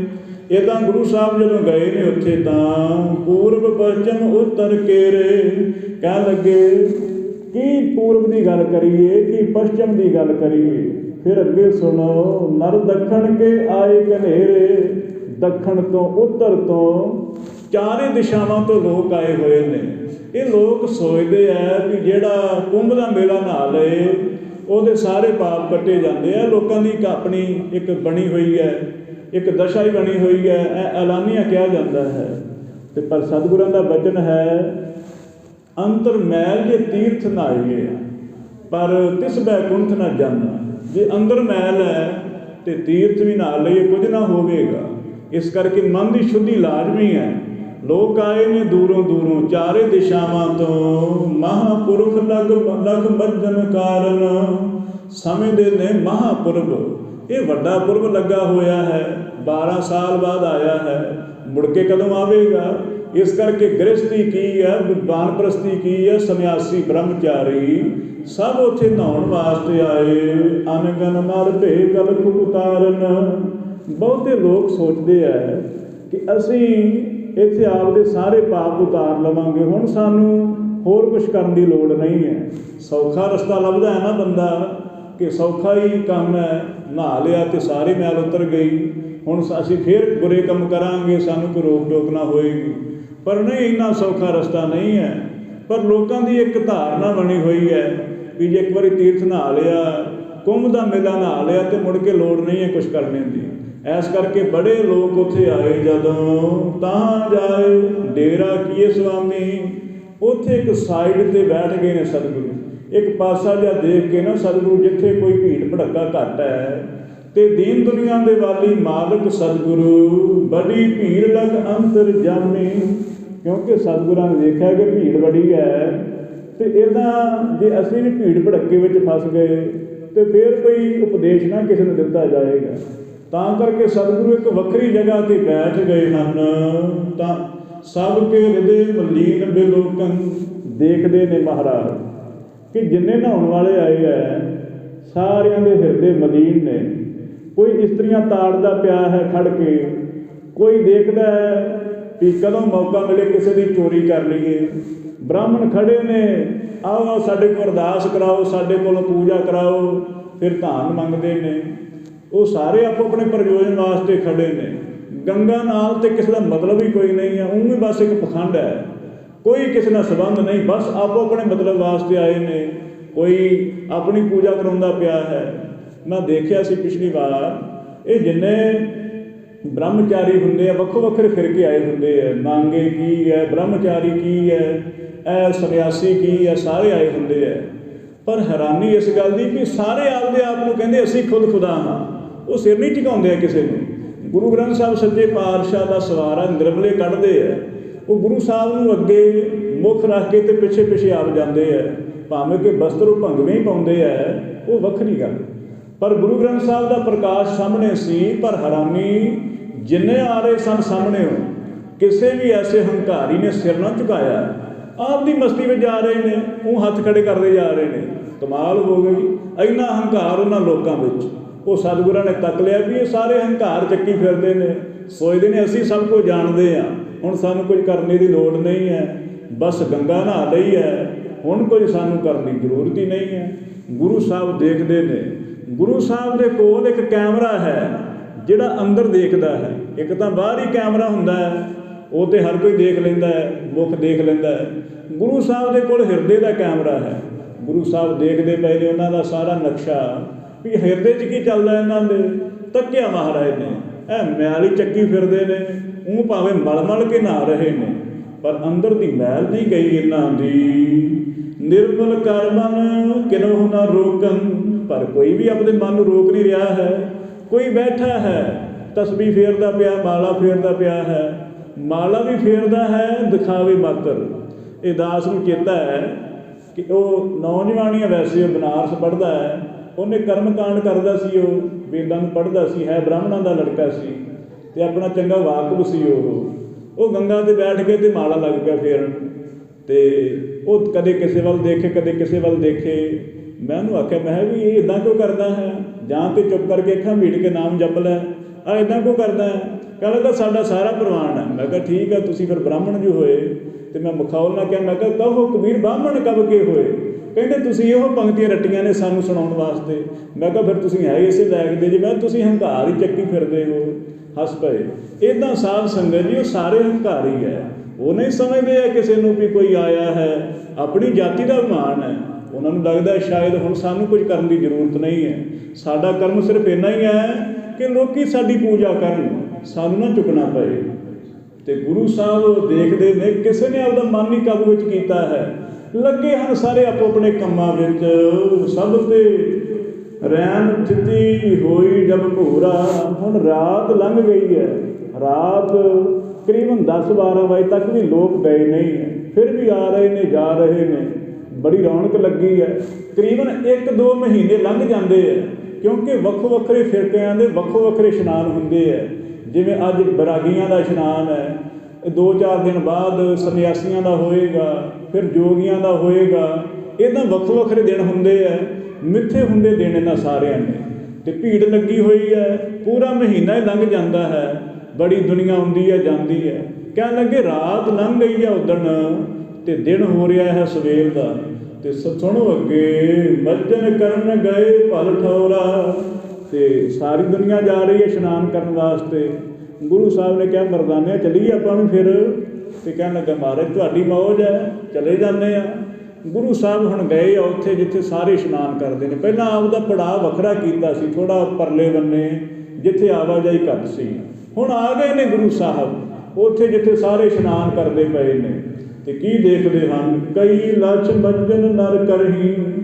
ਕਈ ਲੋਕ, ਲੱਖਾਂ ਹੀ ਲੋਕ ਇਸ਼ਨਾਨ ਕਰਦੇ ਪਏ ਨੇ, ਅਤੇ ਤਰ੍ਹਾਂ ਤਰ੍ਹਾਂ ਦੇ ਲੱਛਣ ਕਰਦੇ ਪਏ ਨੇ ਲੋਕ ਉੱਥੇ ਖੜ੍ਹ ਕੇ। ਭਾਉ ਭਗਤ ਕੋ ਉਰ ਮਹਿ ਧਰਹੀ। ਅਤੇ ਕਹਿਣ ਲੱਗੇ ਕੋਈ ਤਾਂ ਭਗਤੀ ਵਾਲੇ ਵੀ ਆਏ ਹੋਏ ਨੇ, ਪ੍ਰੇਮ ਨਾਲ ਵੀ ਇਸ਼ਨਾਨ ਕਰਦੇ ਪਏ ਨੇ। ਕਈ ਤਾਂ ਬਸ ਫੋਕਟ ਹੀ ਕਰਮ ਕਰਨ ਆਏ ਨੇ, ਸਿਰਫ ਸਮਾਂ ਕੱਢ ਕੇ ਆ ਗਏ ਨੇ, ਚਲੋ ਇਸ਼ਨਾਨ ਕਰ ਲੈਂਦੇ। ਜਿਵੇਂ ਸਾਡਾ ਸੁਭਾਅ ਹੁੰਦਾ ਹੈ, ਸੋਚਦੇ ਹਾਂ ਚਲੋ ਮੱਸਿਆ ਨਾ ਆਉਂਦੇ, ਅੱਜ ਸਾਰੇ ਮਹੀਨੇ ਦੀ ਮੈਲ ਉਤਰ ਜਾਏਗੀ। ਇੱਦਾਂ ਉਹ ਲੋਕ ਆਏ ਨੇ। ਕਈ ਤਾਂ ਸਿਰਫ ਆਪਦੀ ਕਿਰਿਆ ਹੀ ਨਿਭਾਉਣ ਆਏ ਹੈ, ਅਤੇ ਕਈ ਭਾਵਨਾ ਨਾਲ ਆਏ ਨੇ, ਭਗਤੀ ਵਾਲੇ ਵੀ ਆਏ ਹਨ। ਦੇ ਸੂਰਜ ਕੋ ਨੀਰ ਕਨੇਰਾ। ਹੁਣ ਸੂਰਜ ਬੜੀ ਦੂਰ ਹੈ, ਪ੍ਰਿਥਵੀ ਤੋਂ ਅਨੇਕਾਂ ਕਰੋੜ ਦੂਰ ਹੈ ਸੂਰਜ, ਪਰ ਹੁਣ ਸਾਰੇ ਲੋਕ ਬੈਠੇ ਖੜ੍ਹੇ ਸੂਰਜ ਨੂੰ ਪਾਣੀ ਦੇ ਰਹੇ ਨੇ। ਇਹ ਪੂਰਬ ਵੱਲ ਨੂੰ ਸਵੇਰੇ ਸਵੇਰੇ, ਇਹ ਬ੍ਰਾਹਮਣਾਂ ਦੀ ਕਿਰਿਆ ਹੈ। ਜਦੋਂ ਸੂਰਜ ਚੜ੍ਹਦਾ ਹੈ ਅਤੇ ਸਭ ਹੱਥ ਜੋੜ ਕੇ ਸੂਰਜ ਨੂੰ ਪਾਣੀ ਦੇਣ ਦੀ ਕਿਰਿਆ ਕਰਦੇ ਨੇ। ਭਾਵੇਂ ਅੱਜ ਵੀ ਕਰਦੇ ਨੇ, ਇਹਦੇ 'ਚ ਕੋਈ ਸ਼ੱਕ ਨਹੀਂ ਹੈ, ਉਦੋਂ ਵੀ ਕਰਦੇ ਸੀ। ਸੂਰਜ ਹੈ ਸਾਹਮਣੇ ਅਤੇ ਸਾਰੇ ਲੋਕ ਸੂਰਜ ਨੂੰ ਪਾਣੀ ਦੇ ਰਹੇ ਹਨ। ਥਿਰ ਨਹਿ ਮਨ ਕਿਨ ਛਿਨ ਚਹੁ ਦਿਸ ਫੇਰਾ। ਫੇਰ ਰਹੇ ਨੇ ਹੱਥ ਆਪਦੇ, ਅਤੇ ਕਦੇ ਉੱਧਰ ਮਾਰਦੇ ਆ ਪਾਣੀ ਪੂਰਬ ਵੱਲ ਨੂੰ ਕਰਕੇ, ਪਰ ਮਨ ਨਹੀਂ ਉਹਨਾਂ ਦਾ ਕਾਬੂ ਹੈ। ਭਾਵੇਂ ਧਿਆਨ ਉਹਨਾਂ ਦਾ ਭਟਕ ਰਿਹਾ ਹੈ, ਹੱਥਾਂ ਨਾਲ ਉਹ ਸੂਰਜ ਵੱਲ ਨੂੰ ਬੁੱਕ ਭਰ ਕਰਕੇ ਅਤੇ ਪਾਣੀ ਸੁੱਟਦੇ ਨੇ। ਇਹਦਾ ਕੀ ਹੋਵੇਗਾ ਭਲਾ? ਉਹ ਤਾਂ ਹੁਣ ਤੁਸੀਂ ਦੇਖ ਹੀ ਲਓ ਕੀ ਕਰਦੇ ਹਨ। ਦਿਨ ਕੇ ਬੀਚ ਪਹੁੰਚੇ ਜਬ ਹੀ। ਗੁਰੂ ਸਾਹਿਬ ਵੀ ਉੱਥੇ ਚਲੇ ਗਏ ਨੇ, ਅਤੇ ਉਹਨਾਂ ਦੇ ਨੇੜੇ ਖੜ੍ਹ ਗਏ ਨੇ। ਹੁਣ ਦੂਰ ਖੜ੍ਹੇ ਹੋਈਏ ਅਤੇ ਪਤਾ ਨਾ ਲੱਗੇਗਾ ਉਹਨਾਂ ਨੂੰ, ਕੋਲ ਖੜ੍ਹ ਗਏ ਨੇ। ਜਿਵੇਂ ਆ ਖੜ੍ਹੇ ਅਤੇ ਨਾਲ ਹੀ ਉਹਨਾਂ ਨੂੰ ਪਿੱਠ ਕਰਕੇ ਗੁਰੂ ਸਾਹਿਬ ਖੜ੍ਹ ਗਏ ਨੇ। ਅਤੇ ਜਦੋਂ ਗੁਰੂ ਸਾਹਿਬ ਉਹਨਾਂ ਦੇ ਕੋਲ ਗਏ ਤਾਂ ਨਾਮ ਕੀਰ ਸ੍ਰੀ ਸਤਿਗੁਰ ਤਬ ਹੀ। ਗੁਰੂ ਸਾਹਿਬ ਨੇ ਪਹਿਲਾਂ ਉਹਨਾਂ ਦੀ ਕਿਰਿਆ ਕੀਤੀ ਹੈ। ਜਿਵੇਂ ਉਹ ਨਹਾ ਰਹੇ ਨੇ ਨਾ, ਗੁਰੂ ਸਾਹਿਬ ਨੇ ਵੀ ਇੱਕ ਡੁਬਕੀ ਮਾਰੀ ਹੈ, ਇਸ਼ਨਾਨ ਕੀਤਾ ਹੈ ਗੰਗਾ ਦਾ। ਪਰ ਗੁਰੂ ਸਾਹਿਬ ਕਿਤੇ ਪਾਪਾਂ ਨੂੰ ਤਾਂ ਉਤਾਰਨੇ ਵਾਸਤੇ ਤਾਂ ਨਹੀਂ ਗਏ ਹੈ। ਗੁਰੂ ਸਾਹਿਬ ਸਿਰਫ ਇਸ਼ਨਾਨ ਮਾਤਰ ਗਏ ਹੈ, ਸਰੀਰ ਦੀ ਸ਼ੁੱਧੀ ਕਰਨ ਵਾਸਤੇ। ਉਹ ਮਹਾਰਾਜ ਦਾ ਕੋਈ ਪ੍ਰਯੋਜਨ ਨਹੀਂ ਨਾਮ ਲੈਂਦਾ, ਪਰ ਉਹਨਾਂ ਨੂੰ ਲੱਗਦਾ ਹੈ ਕਿ ਸ਼ਾਇਦ ਇਹ ਵੀ ਬੜੇ ਗੰਗਾ ਦੇ ਪ੍ਰੇਮੀ ਹੋਣਗੇ। ਗੁਰੂ ਸਾਹਿਬ ਨੇ ਜਦੋਂ ਇਸ਼ਨਾਨ ਕੀਤਾ ਹੈ ਤਾਂ ਪਸ਼ਚਮ ਦਿਸ਼ ਮੁਖ ਕਰ ਗੁਣ ਖਾਨੀ। ਉਹ ਪੂਰਬ ਵੱਲ ਨੂੰ ਪਾਣੀ ਦੇ ਰਹੇ ਨੇ, ਗੁਰੂ ਸਾਹਿਬ ਨੇ ਪਸ਼ਚਮ ਵੱਲ ਨੂੰ ਮੁੱਖ ਕਰ ਲਿਆ ਹੈ, ਬਿਲਕੁਲ ਵਿਪਰੀਤ ਜਗ੍ਹਾ ਨੂੰ। ਉਹ ਇੱਧਰ ਕਰਦੇ ਨੇ, ਗੁਰੂ ਸਾਹਿਬ ਨੇ ਇੱਧਰ ਨੂੰ ਕਰਤਾ। ਤਾਂ ਕਹਿਣ ਲੱਗੇ ਵਿਪਰੀਤ ਜਗ੍ਹਾ ਹੋਈ ਜਿਸ ਵਕਤ, ਜਦੋਂ ਵਿਪਰੀਤ ਜਗ੍ਹਾ ਹੋਈ ਹੈ ਤਾਂ ਸੁਰ ਸਰ ਕੇ ਮਦ ਖਰੇ ਉਦਾਰਾ। ਅਤੇ ਗੁਰੂ ਸਾਹਿਬ ਵਿੱਚ ਖੜ੍ਹੇ ਨੇ ਗੰਗਾ ਦੇ, ਅਤੇ ਦੇਖੋ ਅੱਗੇ ਕੀ ਹੋਇਆ। ਲੋਕ ਵਿਲੋਕਤ ਅਚਰਜ ਮਨ ਹੈ। ਲੋਕ ਹੈਰਾਨ ਹੋ ਰਹੇ ਨੇ ਸਾਰੇ ਵੀ ਇਹ ਕੌਣ ਆ ਗਿਆ, ਇਹ ਵੱਖਰੀ ਜਗ੍ਹਾ ਨੂੰ ਕਰ ਰਿਹਾ। ਇਹ ਤਾਂ ਲੱਗਦਾ ਕੋਈ ਸ਼ੁਦਾਈ ਆ ਗਿਆ ਹੈ, ਪਾਗਲ ਆ ਗਿਆ ਹੈ, ਕੋਈ ਲੋਕਾਂ ਦੀ ਆਪਣੀ ਦ੍ਰਿਸ਼ਟੀ ਹੈ। ਕੌਣ ਜਾਣਦਾ ਹੈ ਵੀ ਇਹ ਸਤਿਗੁਰੂ ਹੈ। ਸਭ ਕਿਰਿਆ ਵਿੱਚ ਬੱਝੇ ਹੋਏ ਨੇ, ਸਾਰੇ ਕਹਿ ਰਹੇ ਨੇ ਇਹ ਕੌਣ ਆ ਗਿਆ, ਇਹਨੂੰ ਕੱਢੋ ਬਾਹਰ, ਇਹਨੂੰ। ਇਹ ਤਾਂ ਪੱਛਮ ਵੱਲ ਨੂੰ ਪਾਣੀ ਦੇ ਰਿਹਾ ਹੈ, ਇਹਨੂੰ ਪਤਾ ਹੀ ਨਹੀਂ ਹੈ ਵੀ ਸੂਰਜ ਤੇ ਪੂਰਬ ਵੱਲ ਨੂੰ ਹੈ। ਇਹਨੂੰ ਕਿਹਨੇ ਕਹਿ ਦਿੱਤਾ ਹੈ ਕਿ ਪੱਛਮ ਵੱਲ ਨੂੰ ਪਾਣੀ ਦੇਈਦਾ ਹੈ। ਇੱਦਾਂ ਉਹ ਸਾਰਿਆਂ ਨੇ ਉਸ ਵੇਲੇ ਗੁਰੂ ਸਾਹਿਬ ਨੂੰ ਦੇਖ ਕੇ ਬੜਾ ਹੈਰਾਨੀ ਮੰਨੀ ਹੈ। ਕਿਨ ਕੌਣ ਜੈਸੇ ਬਚਨ ਬਖਾਨ ਰਹੇ। ਪੁੱਛਦੇ ਨੇ ਆਪਸ ਵਿੱਚ ਲੋਕ ਵੀ ਇਹ ਕੌਣ ਹੈ, ਇੱਥੇ ਕਿਵੇਂ ਆ ਗਿਆ ਹੈ। ਇੱਧਰ ਦਾ ਤਾਂ ਲੱਗਦਾ ਨਹੀਂ ਹੈ, ਕਿਤੋਂ ਦੂਰੋਂ ਹੀ ਆਇਆ ਲੱਗਦਾ ਹੈ। ਇਹਨੇ ਇਹੋ ਜਿਹਾ ਕੰਮ ਕੋ ਕਰ ਲਿਆ ਹੈ। ਇਹਦੇ ਵਸਤਰ ਵੀ ਹਿੰਦੂਆਂ ਵਾਲੇ ਨਹੀਂ ਹੈ, ਕਿਉਂਕਿ ਬ੍ਰਾਹਮਣਾਂ ਨੇ ਕੋਟੀਆਂ ਕੀਤੀਆਂ ਹੋਈਆਂ ਨੇ, ਇਹ ਬੋਦੀਆਂ ਕੀਤੀਆਂ ਨੇ, ਧੋਤੀਆਂ ਪਹਿਨੀਆਂ ਹੋਈਆਂ ਨੇ। ਗੁਰੂ ਸਾਹਿਬ ਦਾ ਲਿਬਾਸ ਕੁਛ ਹੋਰ ਹੈ, ਸਿਰ 'ਤੇ ਸਾਫਾ ਜਿਹਾ ਬੱਧਾ ਹੋਇਆ ਮਹਾਰਾਜ ਨੇ ਛੋਟਾ ਜਿਹਾ। ਅਤੇ ਉਹ ਹੁਣ ਦੇਖਦੇ ਨੇ ਵੀ ਇਹ ਬੰਦਾ ਵੀ ਹਿੰਦੂ ਮਤ ਦਾ ਤਾਂ ਹੈ ਨਹੀਂ ਹੈ, ਬ੍ਰਾਹਮਣ 'ਤੇ ਲੱਗਦਾ ਨਹੀਂ ਹੈ, ਨਾ ਖੱਤਰੀ ਲੱਗਦਾ ਹੈ, ਨਾ ਵੈਸ਼ ਹੈ, ਨਾ ਸ਼ੂਦਰ ਹੈ। ਕੌਣ ਹੈ ਫਿਰ ਇਹ? ਆਪਸ ਵਿੱਚ ਗੱਲਾਂ ਕਰਦੇ, ਹਿੰਦੂ ਕਿਦੋਂ ਤੁਰਕ ਹੈ ਕੋਈ, ਪੁੱਛਦੇ ਆਪਸ ਵਿੱਚ ਕਿ ਇਹ ਹਿੰਦੂ ਹੀ ਹੈ ਜਾਂ ਮੁਸਲਮਾਨ ਹੈ। ਆਪਸ ਵਿੱਚ ਗੱਲਾਂ ਕਰਦੇ, ਜਾਣੀ ਜਾਏ ਨਾ ਇਹ ਗਤ ਜੋਈ। ਗੁਰੂ ਸਾਹਿਬ ਦਾ ਸਵਰੂਪ ਹੀ ਇਹੋ ਜਿਹਾ ਹੈ। ਹੁਣ ਨਾ ਹਿੰਦੂ ਲੱਗਦੇ ਹੈ, ਨਾ ਮੁਸਲਮਾਨ ਲੱਗਦੇ ਹੈ, ਦੋਨਾਂ ਵਰਨਾਂ ਦੇ ਵਿੱਚ ਪਤਾ ਨਹੀਂ ਲੱਗਦਾ ਕਿਸੇ ਨੂੰ। ਕਹਿੰਦੇ ਪਤਾ ਨਹੀਂ ਕੌਣ ਆ ਗਿਆ ਹੈ, ਨਾ ਇਹ ਹਿੰਦੂ ਹੈ, ਕਿਉਂਕਿ ਹਿੰਦੂ ਹੋਏ ਤੇ ਬੋਦੀ ਹੋਣੀ ਚਾਹੀਦੀ, ਇਹਦੇ 'ਤੇ ਜਨੇਊ ਪਹਿਨਿਆ ਹੋਣਾ ਚਾਹੀਦਾ। ਜੇ ਮੁਸਲਮਾਨ ਹੋਏ ਤੇ ਇਹਦੀਆਂ ਮੁੱਛਾਂ ਨਹੀਂ ਹੋਣੀਆਂ ਚਾਹੀਦੀਆਂ, ਮੁੱਛਾਂ ਮੇਰੀਆਂ ਹੈਗੀਆਂ ਨੇ। ਫਿਰ ਇਹ ਦਸਤਾਰ ਬੱਧੀ ਹੋਈ ਹੈ, ਇਹਨੇ ਸਾਬਤ ਸੂਰਤ ਹੈ। ਕੌਣ ਹੈ ਇਹ? ਕਿਹੜੀ ਜਾਤੀ ਦਾ ਮਾਲਕ ਹੈ? ਇਸ ਪ੍ਰਕਾਰ ਪੁਰ ਅਚਰਜ ਧਰ ਕੈ, ਸਾਰੇ ਹੈਰਾਨੀ ਧਾਰ ਕੇ ਗੁਰੂ ਸਾਹਿਬ ਵੱਲ ਦੇਖਦੇ, ਬੂਝਤ ਗੁਰਸੋਂ ਬਚਨ ਉਚਰ ਕੈ। ਸਾਰੇ ਪੁੱਛਦੇ ਨੇ ਇਹ ਕੌਣ ਹੋ ਤੁਸੀਂ, ਕਿੱਥੋਂ ਆਏ ਹੋ ਤੁਸੀਂ? ਇੱਦਾਂ ਗੱਲਾਂ ਕਰਦੇ ਸਾਰੇ। ਹਿੰਦੂ ਕਿਦੋਂ ਤੁਰਕ ਤੂੰ ਕੋਈ। ਪੁੱਛਦੇ ਨੇ ਐ ਭਾਈ ਤੂੰ ਹਿੰਦੂ ਹੈ ਜਾਂ ਮੁਸਲਮਾਨ ਹੈ? ਕਿਹੜੀ ਜਾਤੀ ਹੈ ਤੇਰੀ? ਇੱਥੇ ਕਿਉਂ ਆ ਗਿਆ ਹੈ? ਤੈਨੂੰ ਪਤਾ ਨਹੀਂ ਵੀ ਜਿਹੜਾ ਪਾਣੀ ਦੇਈਦਾ ਉਹ ਪੂਰਬ ਵੱਲ ਨੂੰ ਦੇਈਦਾ ਹੈ, ਤੂੰ ਪੱਛਮ ਵੱਲ ਨੂੰ ਦੇਈ ਜਾ ਰਿਹਾ ਹੈ, ਵਿਪਰੀਤ ਕੰਮ ਕਰਦਾ ਹੈ। ਤੈਨੂੰ ਨਹੀਂ ਪਤਾ ਹੈ ਸਾਡੀ ਕਿਰਿਆ ਕਰਮ ਦਾ? ਤੂੰ ਕੌਣ ਹੈ? ਕਿੱਥੋਂ ਆ ਗਿਆ ਹੈ ਇੱਥੇ? ਕਹੂੰ ਸਾਥ ਨਹਿ ਰੱਖੋ ਗੋਈ। ਕਹਿਣ ਲੱਗੇ ਵੀ ਸੱਚ ਸੱਚ ਦੱਸ ਦੇ, ਜੇ ਤੇ ਸਾਡਾ ਇੱਥੇ ਤੂੰ ਕੋਈ ਦੇਖਣ ਆਇਆ ਹੈ ਕਰਮ, ਕੋਈ ਜੇ ਟੌਟ ਹੈ ਤੂੰ ਸਾਡਾ ਦੱਸ ਦੇ। ਜੇ ਤੈਨੂੰ ਕਿਸੇ ਸ਼ਾਸਕ ਨੇ ਭੇਜਿਆ ਹੈ ਤੇ ਫਿਰ ਵੀ ਦੱਸ ਦੇ। ਜੇ ਕਿਤੇ ਤੈਨੂੰ ਬਾਬਰ ਨੇ ਭੇਜਿਆ ਹੈ, ਬਹਿਲੋਲ ਲੋਧੀ ਨੇ ਭੇਜਿਆ ਹੈ ਤਾਂ ਵੀ ਦੱਸ ਦੇ, ਸੱਚੋ ਸੱਚ ਦੱਸ ਦੇ, ਨਹੀਂ ਤੇ ਮਾਰ ਬੜੀ ਪਏਗੀ। ਇੱਦਾਂ ਕਹਿੰਦੇ ਆ, ਲੁਕਾ ਨਾ ਰੱਖ। ਕਹਿਣ ਲੱਗੇ ਸੱਚ ਸੱਚ ਬੋਲ ਦੇ, ਕੌਣ ਹੈ ਤੂੰ? ਇੱਥੇ ਕਿਉਂ ਆਇਆ ਹੈ? ਤੁਰਕ ਜੇ ਹੈ ਗੰਗਾ ਕਿਉਂ ਆਇਓ। ਕਹਿਣ ਲੱਗੇ ਜੇ ਤੂੰ ਤੁਰਕ ਹੈ, ਮੁਸਲਮਾਨ ਹੈ, ਫਿਰ ਗੰਗਾ 'ਤੇ ਤੇਰਾ ਕੰਮ ਕੀ ਹੈ? ਇੱਥੇ ਨਹੀਂ ਦੱਸਣਾ ਚਾਹੀਦਾ ਤੂੰ। ਫਿਰ ਚਲੇ ਜਾ ਬੰਦੇ ਦਾ ਪੁੱਤ ਬਣ ਕੇ ਇੱਥੋਂ, ਜੇ ਤੁਰਕ ਹੈ। ਹੁਣ ਅਗਲੀ ਗੱਲ ਸੁਣੋ, ਮਿਲ ਹਿੰਦੁਨ ਮੈਂ ਨਾਮ ਰਚਾਇਓ। ਤੂੰ ਹਿੰਦੂਆਂ ਵਿੱਚ ਨਹਾਉਂਦਾ ਚੰਗਾ ਨਹੀਂ ਲੱਗਦਾ ਹੈ। ਤੁਰਕਾਂ ਦਾ ਤੇ ਹਿੰਦੂਆਂ ਦਾ ਮੇਲ ਕੀ ਹੈ ਭਲਾ? ਕੋਈ ਮੇਲ ਨਹੀਂ ਹੈ। ਤੂੰ ਚੁੱਪ ਕਰਕੇ ਇੱਥੋਂ ਚਲੇ ਜਾ, ਤੇਰਾ ਪਰਛਾਵਾਂ ਨਹੀਂ ਦਿਸਣਾ ਚਾਹੀਦਾ ਇੱਥੇ ਸਾਨੂੰ। ਇੱਦਾਂ ਗੁਰੂ ਸਾਹਿਬ ਨੂੰ ਥੋੜ੍ਹਾ ਤਾੜ ਕੇ ਆਖਦੇ ਨੇ, ਕਿਉਂਕਿ ਹੰਕਾਰ ਬੜਾ ਭਿਆਨਕ ਹੁੰਦਾ ਹੈ। ਕਮਜ਼ੋਰ ਨੂੰ ਦੇਖ ਕੇ ਉਛਲ ਪੈਂਦਾ ਹੈ। 10 ਬੰਦੇ ਖੜੇ ਹੋਣ, ਇੱਕ ਬੰਦੇ ਨੇ ਗਲਤੀ ਕੀਤੀ ਹੈ, 10 ਦੇ 10 ਹੀ ਮਾਰਨ ਵਾਸਤੇ ਤਿਆਰ ਹੋ ਜਾਣਗੇ। ਪੁੱਛਣਗੇ ਨਹੀਂ ਵੀ ਗਲਤੀ ਇਹਨੀ ਹੈ ਵੀ ਹੈ ਕਿ ਨਹੀਂ ਹੈ, ਪਹਿਲਾਂ ਕੁੱਟਣਗੇ ਚੰਗਾ ਰੀਝ ਨਾਲ, ਫਿਰ ਉਹਦੇ ਬਾਰੇ ਪੁੱਛਣਗੇ ਵੀ ਹੈ ਕੌਣ ਹੈ, ਪਤਾ ਫਿਰ ਬਾਅਦ ਪੁੱਛਦੇ ਹੈ। ਉਹ ਹੁਣ ਦੇਖਿਆ ਵੀ ਸਾਡੀ ਭੀੜ ਭੜੱਕਾ ਵੱਧ ਹੈ, ਇਹ ਇਕੱਲਾ ਜਿਹਾ ਕਾਬੂ ਆਇਆ ਫਕੀਰ ਜਿਹਾ, ਕੁੱਟ ਦਿੰਦੇ ਆ ਇਹਨੂੰ, ਲੱਗ ਜੂ ਪਤਾ, ਮੁੜ ਕੇ ਨਾ ਆਵੇਗਾ ਕਦੇ ਇੱਥੇ। ਕਹਿੰਦੇ ਆ ਤੂੰ ਜੇ ਮੁਸਲਮਾਨ ਹੈ, ਤੇਰਾ ਇੱਥੇ ਕੰਮ ਨਹੀਂ ਹੈ ਕੋਈ, ਇੱਕ ਵਾਰੀ ਦੱਸ ਦੇ। ਜੇ ਮੁਸਲਮਾਨ ਕਹੇਗਾ ਤੇ ਮਾਰਾਂਗੇ ਇਹਨੂੰ, ਕਿਉਂਕਿ ਬੜੀ ਇਹਨਾਂ ਨਾਲ ਲਾਗ ਡਾਟ ਸੀ। ਹਿੰਦੂਆਂ ਦਾ ਮੁਸਲਮਾਨਾਂ ਦਾ ਬਹੁਤ ਜ਼ਿਆਦਾ ਵਿਰੋਧ ਰਿਹਾ ਸ਼ੁਰੂ ਤੋਂ ਹੀ ਲੈ ਕੇ। ਇਸ ਕਰਕੇ ਸੋਚਦੇ ਕਿ ਜੇ ਆਖੇ ਵੀ ਮੈਂ ਮੁਸਲਮਾਨ ਹਾਂ, ਹੁਣ ਇਹਦੀ ਸੇਵਾ ਕਰ ਦਈਏ, ਇਹਦੀ ਇੱਕ ਵਾਰੀ ਮੁਰੰਮਤ ਹੋ ਜਾਏ। ਤਾਂ ਕਰਕੇ ਪੁੱਛਦੇ ਜੇ ਹਿੰਦੂ ਪੱਛਮ ਮੁਖ ਕਰਕੇ। ਜੇ ਤੂੰ ਹਿੰਦੂ ਹੈ ਫਿਰ ਪੱਛਮ ਵੱਲ ਨੂੰ ਮੁਖ ਕਿਉਂ ਕੀਤਾ ਹੈ? ਦਿਸ਼ਾ ਕਿਉਂ ਬਦਲ ਲਈ ਆਪ ਦੀ? ਸਾਡੀ ਦਿਸ਼ਾ ਤੇ ਪੂਰਬ ਵੱਲ ਨੂੰ ਹੈ, ਇਸ ਕਰਕੇ ਤੂੰ ਪੱਛਮ ਵੱਲ ਨੂੰ ਕਿਉਂ ਮੁਖ ਕੀਤਾ? ਕਰਕੇ ਨਹਾਏ ਦੇਤ ਜਲ ਕਿਆ ਸੋ ਵਿਚਰ ਕੇ। ਕਹਿਣ ਲੱਗੇ ਵੀ ਤੂੰ ਕੀ ਸੋਚ ਕੇ ਪਾਣੀ ਇੱਧਰ ਨੂੰ ਦੇ ਰਿਹਾ ਹੈ? ਕੀ ਤੈਨੂੰ ਕਿਸੇ ਨੇ ਨਵਾਂ ਰਸਤਾ ਦੱਸਿਆ ਹੈ? ਕੀ ਤੈਨੂੰ ਨਹੀਂ ਪਤਾ ਵੀ ਸੂਰਜ ਪੂਰਬ ਵੱਲ ਨੂੰ ਚੜ੍ਹਦਾ ਹੈ? ਤੇਰੀਆਂ ਅੱਖਾਂ ਨਹੀਂ ਹੈਗੀਆਂ ਨੇ, ਤੈਨੂੰ ਦਿਸਦਾ ਨਹੀਂ ਹੈ? ਇੱਦਾਂ ਆਖਦੇ ਇਤ ਦਿਸ਼ ਕਿਸ ਕਉ ਦੇਵਹਿ ਪਾਣੀ। ਕਹਿਣ ਲੱਗੇ ਵੀ ਇੱਧਰ ਕਿਹਨੂੰ ਪਾਣੀ ਦੇ ਰਿਹਾ ਹੈ? ਇੱਧਰ ਤੇ ਸੂਰਜ ਹੈ, ਦੂਸਰੀ ਦਿਸ਼ਾ ਵੱਲ ਕੀ ਹੈ? ਕਿਹਨੂੰ ਪਾਣੀ ਦੇ ਰਿਹਾ ਹੈ? ਤੈਨੂੰ ਕੁਛ ਵੱਖਰਾ ਦਿਸਦਾ ਹੈ? ਤੈਨੂੰ 4 ਸੂਰਜ ਦਿਖਦੇ ਆ, ਤੈਨੂੰ ਇਹ ਨਹੀਂ ਸੋਚ ਦਿਸਦਾ? ਇੱਦਾਂ ਬੜੇ ਗੁੱਸੇ ਨਾਲ ਬੋਲਦੇ।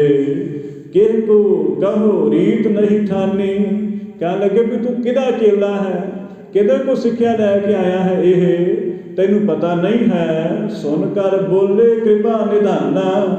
ਸਤਿਗੁਰੂ ਨੇ ਦੇਖਿਆ ਵੀ ਬੋਲੀ ਜਾਂਦੇ ਹੈ, ਵੀ ਇਹ ਚੁੱਪ ਨਹੀਂ ਹੋ ਰਹੇ ਹੈ। ਦੇਖੋ ਜਦੋਂ ਬੰਦਾ ਬੋਲੇ ਨਾ ਕੋਈ ਜਵਾਬ ਨਾ ਦੇ ਤੇ ਲਾਜ਼ਮੀ ਅਗਲਾ ਹਾਵੀ ਹੋ ਜਾਏਗਾ, ਤੁਹਾਨੂੰ ਮਾਰਨ ਵਾਸਤੇ ਤਿਆਰ ਹੋ ਜਾਏਗਾ। ਗੁਰੂ ਸਾਹਿਬ ਨੇ ਸੋਚਿਆ ਵੀ ਇਹ ਤੇ ਹੁਣ ਸਿਰੇ ਚੜੀ ਜਾਂਦੇ ਹੈ, ਇਹਨਾਂ ਨੂੰ ਹੁਣ ਅਕਲ ਦੇਣੀ ਪੈਣੀ ਹੈ। ਗੁਰੂ ਸਾਹਿਬ ਹੁਣ ਬੋਲੇ ਹਨ ਕਿਰਪਾ ਦੇ ਘਰ, ਤੁਮ ਇੱਕ ਦਿਸ਼ ਜਦ ਦੇਹੋ ਕਿਆ ਜਾਣਾ। ਗੁਰੂ ਸਾਹਿਬ ਵੀ ਫਿਰ ਅੱਗੋਂ ਉਹਨਾਂ ਦੇ ਵੀ ਪਿਓ ਹੈ। ਗੁਰੂ ਸਾਹਿਬ ਕਹਿਣ ਲੱਗੇ ਕਿ ਤੁਸੀਂ ਕਿਹਨੂੰ ਪਾਣੀ ਦਿੰਦੇ ਜੇ, ਦੱਸ ਦਿਓ ਇੱਕ ਵਾਰ। ਚਲੋ ਮੈਂ ਤੇ ਪਾਣੀ ਦੇ ਰਿਹਾ ਹਾਂ, ਅਣਜਾਣ ਹਾਂ। ਤੁਸੀਂ ਪੂਰਬ ਵੱਲ ਨੂੰ ਪਾਣੀ ਦੇ ਰਹੇ ਹੋ ਤੇ ਤੁਹਾਨੂੰ ਕੀ ਦਿਸ ਰਿਹਾ ਅੱਗੇ? ਅੱਗੇ ਕਿਹੜੀ ਬਾਲਟੀ ਪਈ ਹੈ, ਅੱਗੇ ਕਿਹੜੀ ਗੰਗਾ ਵਗਦੀ ਪਈ ਹੈ ਤੁਹਾਡੇ ਵਾਸਤੇ?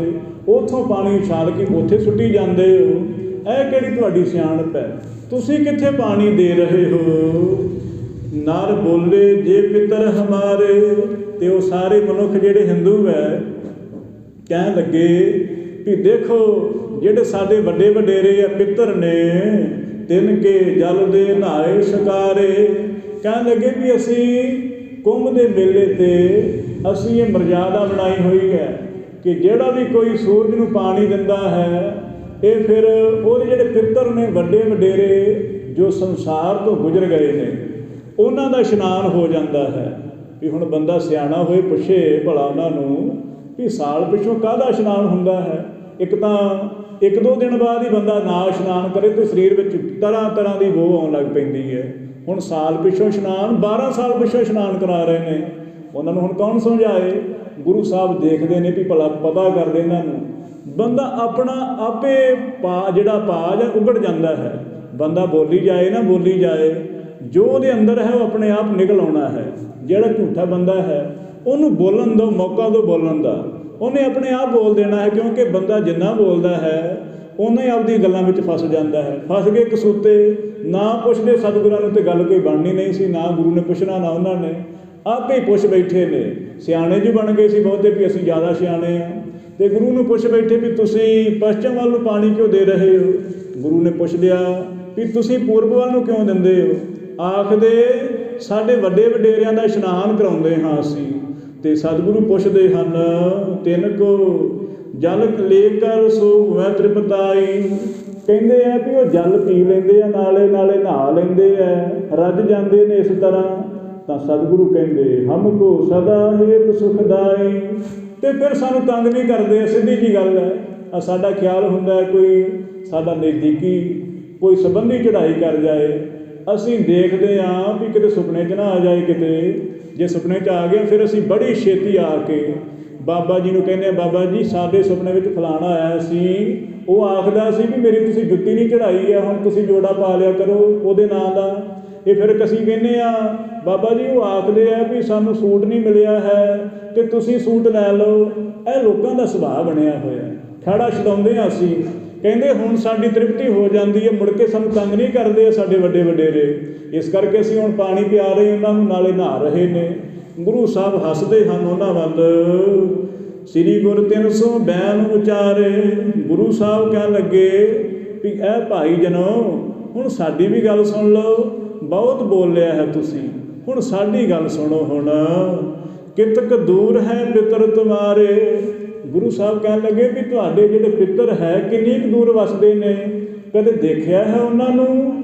ਕਿੱਥੇ ਰਹਿੰਦੇ ਹੈ, ਕਿਹੜੀ ਜਗ੍ਹਾ 'ਤੇ ਵਸਦੇ ਨੇ, ਕਦੇ ਪਤਾ ਕੀਤਾ ਹੈ? ਤਾਂ ਹੁਣ ਸਤਿਗੁਰੂ ਜਦੋਂ ਪੁੱਛਦੇ ਆ ਤਾਂ ਜਿਨ ਕੋ ਜਲ ਤੁਮ ਦੇਤ ਸਦਾਈ। ਜਿਨ੍ਹਾਂ ਨੂੰ ਤੁਸੀਂ ਜਲ ਦੇ ਰਹੇ ਹੋ, ਜਿਨ੍ਹਾਂ ਦਾ ਇਸ਼ਨਾਨ ਕਰਾ ਰਹੇ ਹੋ, ਕਦੇ ਦੇਖਿਆ ਹੈ ਉਹਨਾਂ ਨੂੰ? ਜਿਵੇਂ ਮੈਨੂੰ ਕਿਸੇ ਈਸਾਈ ਨੇ ਆਖਿਆ ਸੀ, ਇਹ ਕਹਿਣ ਲੱਗੇ, ਮੈਂ ਉਹਨੂੰ ਪੁੱਛਿਆ ਵੀ ਸੁਣਿਆ ਵੀ ਤੁਹਾਡਾ ਮਤ ਜਨਮ ਮਰਨ ਨਹੀਂ ਮੰਨਦਾ ਹੈ। ਕਹਿਣ ਲੱਗਾ ਹਾਂ। ਮੈਂ ਕਿਹਾ ਤੂੰ ਆਪ ਹੀ ਦੱਸ ਦੇ ਕਿ ਬੰਦਾ ਮਰ ਕੇ ਫਿਰ ਕਿੱਥੇ ਜਾਂਦਾ ਹੈ? ਆਖ ਲੱਗਾ ਉਹ ਖੁਦਾ ਦੀ ਚਰਨ ਵਿੱਚ ਜਾ ਕੇ ਸੌਂ ਜਾਂਦਾ ਹੈ। ਮੈਂ ਕਿਹਾ ਖੁਦਾ ਦੇ ਚਰਨ ਕਿੱਥੇ, ਕਦੇ ਦੇਖੇ ਹੈ? ਕਹਿਣ ਲੱਗਾ ਕਦੇ ਨਰਕ ਸਵਰਗ ਸੁਣਿਆ ਨਹੀਂ ਤੁਸੀਂ ਹੈ? ਮੈਂ ਕਿਹਾ ਸੁਣਿਆ ਤੇ ਹੈ, ਪਰ ਫਿਰ ਦੱਸ ਦਿਓ ਤੁਸੀਂ ਸ਼ੈਤਾਨ ਕਿਹਨੂੰ ਆਖਦੇ ਹੋ, ਪ੍ਰੇਤ ਕਿਹਨੂੰ ਆਖਦੇ ਹੋ? ਉਹਨੂੰ ਗੱਲ ਨਾ ਕੋਈ ਆਵੇ। ਫਿਰ ਉਹ ਕਸੂਤਾ ਹੀ ਫਸਿਆ। ਉਹ ਨਹੀਂ, ਉਹ ਫਿਰ ਹੋਰ ਗੱਲਾਂ ਕਰਨ ਲੱਗ ਪਿਆ, ਨਹੀਂ ਜੀ ਪੁਰਾਣੀ ਜਗ੍ਹਾ 'ਤੇ ਇੱਦਾਂ ਲਿਖਿਆ ਹੈ, ਸਾਡੀ ਬਾਈਬਲ ਵਿੱਚ ਇਸ ਤਰ੍ਹਾਂ ਲਿਖਿਆ ਹੈ। ਮੈਂ ਕਿਹਾ ਸਵਾਲ ਹਲੇ ਵੀ ਉੱਥੇ ਖੜਾ ਹੈ, ਉੱਤਰ ਨਹੀਂ ਮਿਲਿਆ ਹੈ ਤੇਰਾ। ਦੱਸ ਦੇ, ਜਨਮ ਮਰਨ ਜੇ ਨਹੀਂ ਮੰਨਦੇ ਹੋ, ਆਦਮੀ ਕਿੱਥੇ ਜਾਂਦਾ ਹੈ? ਫਿਰ ਉਹਨੇ ਆਖਿਆ ਨਹੀਂ ਜੀ, ਕਿਆਮਤ ਦੇ ਦਿਨ ਆਉਣਗੇ ਅਤੇ ਫਿਰ ਸਾਰੇ ਉੱਠ ਜਾਣਗੇ, ਜਦੋਂ ਖੁਦਾ ਆਪ ਆਏਗਾ। ਮੈਂ ਕਿਹਾ ਹੁਣ ਕੌਣ ਆਇਆ ਫਿਰ? ਹੁਣ ਕੋਈ ਸ਼ੈਤਾਨ ਆਇਆ ਹੈ? ਖੁਦਾ ਦਾ ਸ਼ਰੀਕ ਕੌਣ ਬਣ ਗਿਆ ਹੈ? ਉੱਤਰ ਨਾ ਆਈ ਕੋਈ ਉਹਨੂੰ। ਹੁਣ ਗੁਰੂ ਸਾਹਿਬ ਵੀ ਪੁੱਛਦੇ ਨੇ ਵੀ ਕਦੇ ਦੇਖਿਆ ਹੈ ਆਪਦੇ ਪਿਤਰਾਂ ਨੂੰ? ਕਿੱਥੇ ਰਹਿੰਦੇ ਹੈ? ਤੁਸੀਂ ਆਖਦੇ ਹੋ ਅਸੀਂ ਉਹਨਾਂ ਨੂੰ ਪਾਣੀ ਦੇ ਰਹੇ ਹਾਂ, ਉਹ ਰੱਜ ਜਾਂਦੇ ਹੈ। ਕਿੱਥੇ ਰਹਿੰਦੇ ਆ ਦੱਸ ਦਿਓ ਜਰਾ। ਲੈ ਕਰ ਜੋ ਹੋਵਤ ਤ੍ਰਿਪਤਾਈ, ਵੀ ਜਿਹੜਾ ਤੁਹਾਨੂੰ ਲੱਗਦਾ ਹੈ ਵੀ ਉਹ ਪਾਣੀ ਪੀ ਕੇ ਰੱਜ ਜਾਂਦੇ ਨੇ, ਇੱਕ ਵਾਰੀ ਦੱਸ ਦਿਓ ਕਿੰਨੀ ਕੁ ਦੂਰ 'ਤੇ ਹਨ। ਨਰ ਬੋਲੇ ਮਤਵਾਨਹਿ ਜੋ, ਜਿਹੜੇ ਉਹਨਾਂ ਵਿੱਚੋਂ ਸਿਆਣੇ ਪੰਡਿਤ ਸਨ, ਪੜ੍ਹੇ ਲਿਖੇ, ਉਹਨਾਂ ਨੇ ਦੇਖਿਆ ਵੀ ਹੁਣ ਗੱਲ ਵੱਧ ਗਈ ਹੈ, ਵੀ ਹੁਣ ਜੇ ਜਵਾਬ ਨਾ ਦਿੱਤਾ ਤਾਂ ਬੜੀ ਬੇਇੱਜ਼ਤੀ ਹੈ ਸਾਡੀ। ਉਹਨਾਂ ਨੇ ਫਿਰ ਜਵਾਬ ਦੇਣ ਵਾਸਤੇ ਇੱਕ ਘਾਟ ਜੀ ਬਣਾ ਲਈ। ਕਿਤਕ ਸਹੰਸਰ ਜੋਜਨ ਸੋ, ਕਹਿਣ ਲੱਗੇ ਇੱਥੇ ਗਰੜ ਪੁਰਾਣ ਵਿੱਚ ਤਾਂ ਲਿਖਿਆ ਹੈ ਕਿ 80,000 ਯੋਜਨ 'ਤੇ ਹੈ। ਫਿਰ ਕਿਸੇ ਨੇ ਆਖਿਆ ਨਹੀਂ ਪੱਕਾ ਪਤਾ ਨਹੀਂ ਹੈ, ਵੈਸੇ ਲਿਖਿਆ ਉਹਦੇ ਵਿੱਚ, ਪੱਕਾ ਸਾਨੂੰ ਵੀ ਨਹੀਂ ਪਤਾ ਹੈ। ਅਤੇ ਗੁਰੂ ਸਾਹਿਬ ਕਹਿਣ ਲੱਗੇ ਅੱਛਾ 80,000 ਯੋਜਨ ਕਿੰਨਾ ਹੋ ਜਾਂਦਾ, ਪਤਾ ਹੈ ਤੁਹਾਨੂੰ? ਕਹਿਣ ਲੱਗੇ ਨਹੀਂ ਮਹਾਰਾਜ, ਪੱਕਾ ਵੀ ਸਾਨੂੰ ਪਤਾ ਨਹੀਂ ਵੀ 80,000 ਹੈ ਕਿ ਪਤਾ ਨਹੀਂ ਕਿੰਨੇ ਕੁ ਹੈ, ਐ ਨਹੀਂ ਪਤਾ ਹੈ, ਸਿਰਫ ਅਸੀਂ ਸੁਣਿਆ ਸੁਣਾਇਆ ਕਹਿ ਰਹੇ ਹਾਂ। ਅਤੇ ਗੁਰੂ ਸਾਹਿਬ ਜੀ ਨੂੰ ਜਦੋਂ ਇੱਦਾਂ ਆਖਿਆ ਤਾਂ ਸ਼੍ਰੀ ਗੁਰ ਸੁਨ ਸ਼੍ਰੋਮਣ ਤਿਨ ਬਾਣੀ, ਗੁਰੂ ਸਾਹਿਬ ਜੀ ਨੇ ਉਹਨਾਂ ਦੀ ਬੇਨਤੀ ਸੁਣ ਕੇ ਨਾ ਹੁਣ ਉਹਨਾਂ ਨੂੰ ਨਿਰਉੱਤਰ ਕਰਨ ਵਾਸਤੇ ਕਹਿਣ ਲੱਗੇ ਹੈ, ਦੇਨ ਵਿਸਾਲ ਲੱਗੇ ਪੁਨ ਪਾਣੀ। ਗੁਰੂ ਸਾਹਿਬ ਨੇ ਫਿਰ ਉਸੇ ਵੇਲੇ ਨਾ ਪੱਛਮ ਵੱਲ ਨੂੰ ਹੋਰ ਪਾਣੀ ਉਛਾਲਣ ਲੱਗ ਪਏ ਨੇ। ਪਹਿਲਾਂ ਤਾਂ ਖੜ ਗਏ ਸੀ, ਹੁਣ ਹੋਰ ਪਾਣੀ ਦੀਆਂ ਬੁੱਕਾਂ ਭਰ ਕੇ ਗੁਰੂ ਨਾਨਕ ਦੇਵ ਮਹਾਰਾਜ ਪੱਛਮ ਦੀ ਦਿਸ਼ਾ ਵੱਲ ਨੂੰ ਹੋਰ ਪਾਣੀ ਉਛਾਲਦੇ ਪਏ ਨੇ, ਬੜੀ ਤੇਜ਼, ਬੜੇ ਬੁੱਕਾਂ ਭਰ ਕੇ ਪਾਣੀ ਸੁੱਟੀ ਜਾ ਰਹੇ ਨੇ। ਹੁਣ ਤਾਂ ਉਹ ਸਾਰੇ ਦੰਗ ਰਹਿ ਗਏ। ਪੱਛਮ ਦਿਸ਼ਾ ਬਦਨ ਕੋ ਕਰਕੇ, ਕਹਿਣ ਲੱਗੇ ਹੈ ਕਮਾਲ ਹੈ ਬੰਦਾ, ਪਹਿਲਾਂ ਤਾਂ ਹਟ ਗਿਆ ਸੀ, ਹੁਣ ਫੇਰ ਲੱਗ ਪਿਆ ਹੈ, ਇਹ ਫਿਰ ਪੱਛਮ ਨੂੰ ਪਾਣੀ ਦੇਈ ਜਾਂਦਾ। ਗੋ ਗਹਿ ਹੈ ਜਲ ਬੋ ਅੰਜੁਲ ਭਰ ਕੇ, ਗੁਰੂ ਸਾਹਿਬ ਬੁੱਕਾਂ ਭਰ ਕੇ ਅਤੇ ਪਾਣੀ ਸੁੱਟਦੇ ਹਨ। ਪਾਣੀ ਤਾਂ ਹੁਣ ਗੰਗਾ ਵਿੱਚ ਹੀ ਰਹਿਣਾ ਹੈ, ਜਾਵੇਗਾ ਕਿੱਧਰ? ਰਹਿਣਾ ਤਾਂ ਉੱਥੇ ਹੀ ਹੈ, ਪਰ ਉਹਨਾਂ ਦਾ ਭਰਮ ਜੋ ਕੱਟਣਾ ਹੈ ਗੁਰੂ ਸਾਹਿਬ ਨੇ। ਪਾਣੀ ਬੜੀ ਦੂਰ ਸੁੱਟਦੇ ਹਨ। ਬੂਝਣ ਲੱਗੇ ਬਹੁਰ ਨਰ ਸੋ, ਸਾਰੇ ਪੁੱਛਦੇ ਨੇ, ਹੁਣ ਬੋਲਣ ਲੱਗ ਪਏ ਨਾ ਸਾਰੇ ਹੁਣ ਵੀ ਇਹ ਤਾਂ ਫੇਰ ਪਾਣੀ ਸੁੱਟਣ ਲੱਗ ਪਿਆ ਹੈ। ਕਹਿਣ ਲੱਗੇ ਇੱਕ ਦੇਸ਼ ਜਲ ਦੇ ਕਿਹ ਤ੍ਰਿਪਤਾਈ, ਕਹਿਣ ਲੱਗੇ ਵੀ ਅਸੀਂ ਤਾਂ ਆਪ ਦੇ ਵੱਡਿਆਂ ਵਡੇਰਿਆਂ ਨੂੰ ਪਾਣੀ ਦਿੰਦੇ ਹਾਂ, ਹੁਣ ਤੁਹਾਡਾ ਇੱਥੇ ਕੌਣ ਰਹਿੰਦਾ ਹੈ ਪੱਛਮ ਵੱਲ, ਤੁਸੀਂ ਜਿਹਨੂੰ ਪਾਣੀ ਪਿਆ ਰਹੇ ਹੋ? ਅਤੇ ਗੁਰੂ ਸਾਹਿਬ ਜਦੋਂ ਉਹਨਾਂ ਦੀ ਗੱਲ ਸੁਣ ਕੇ ਅਤੇ ਮਹਾਰਾਜ ਹੱਸੇ ਨੇ, ਮੁਸਕਰਾਏ ਨੇ, ਕਹਿਣ ਲੱਗੇ ਦੋਹਰਾ ਸੁਣ ਕੈ ਨਿਜ ਬੋਇਓ ਖੇਤ, ਸੁਣ ਕੈ ਬੋਲੇ ਬਚਨ ਕੋ ਸ਼੍ਰੀ ਬੇਦੀ ਕੁਲ ਕੇਤ। ਉਹਨਾਂ ਦੇ ਬਚਨਾਂ ਨੂੰ ਸੁਣ ਕੇ ਅਤੇ ਬੇਦੀਆਂ ਦੇ ਕੁਲ ਦੇ ਧੁਜਾ ਰੂਪ ਗੁਰੂ ਨਾਨਕ ਸਾਹਿਬ ਜੀ ਮਹਾਰਾਜ ਆਪ ਦੇ ਆ ਗਏ ਫਿਰ ਵੀਰ ਰਸ ਵਿੱਚ ਸਤਿਗੁਰੂ। ਹੁਣ ਲੱਗੇ ਸਮਝਾਉਣ ਉਹਨਾਂ ਨੂੰ, ਜਬ ਸੁਰ ਸਰ ਨਾਵਨ ਆਇਓ ਪੁਰ ਨਿਜ ਬੋਲਿਓ ਖੇਤ। ਗੁਰੂ ਸਾਹਿਬ ਕਹਿਣ ਲੱਗੇ ਵੀ ਦੇਖੋ ਭਾਈ, ਜਦੋਂ ਅਸੀਂ ਗੰਗਾ 'ਤੇ ਨਹਾਉਣ ਆਏ ਹਨ ਅਤੇ ਅਸੀਂ ਆਪ ਦੀ ਖੇਤੀ ਬੀਜ ਆਏ ਸਾਂ।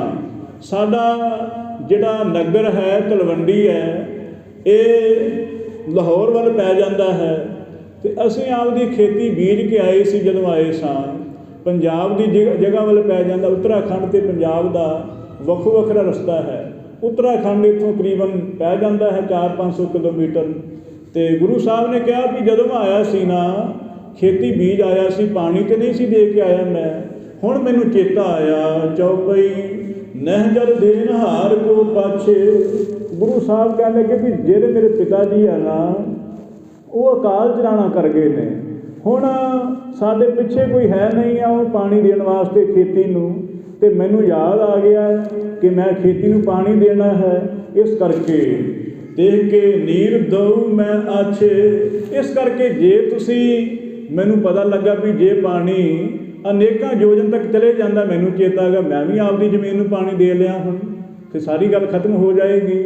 ਜਿਹੜੀ ਅੜਚਣ ਪਈ ਹੋਈ ਹੈ, ਮੈਨੂੰ ਚਿੰਤਾ ਸੀ ਵੀ ਜ਼ਮੀਨ ਨੂੰ ਪਾਣੀ ਕੌਣ ਦੇਵੇਗਾ, ਹੁਣ ਸੌਖਾ ਤਰੀਕਾ ਹੋ ਗਿਆ।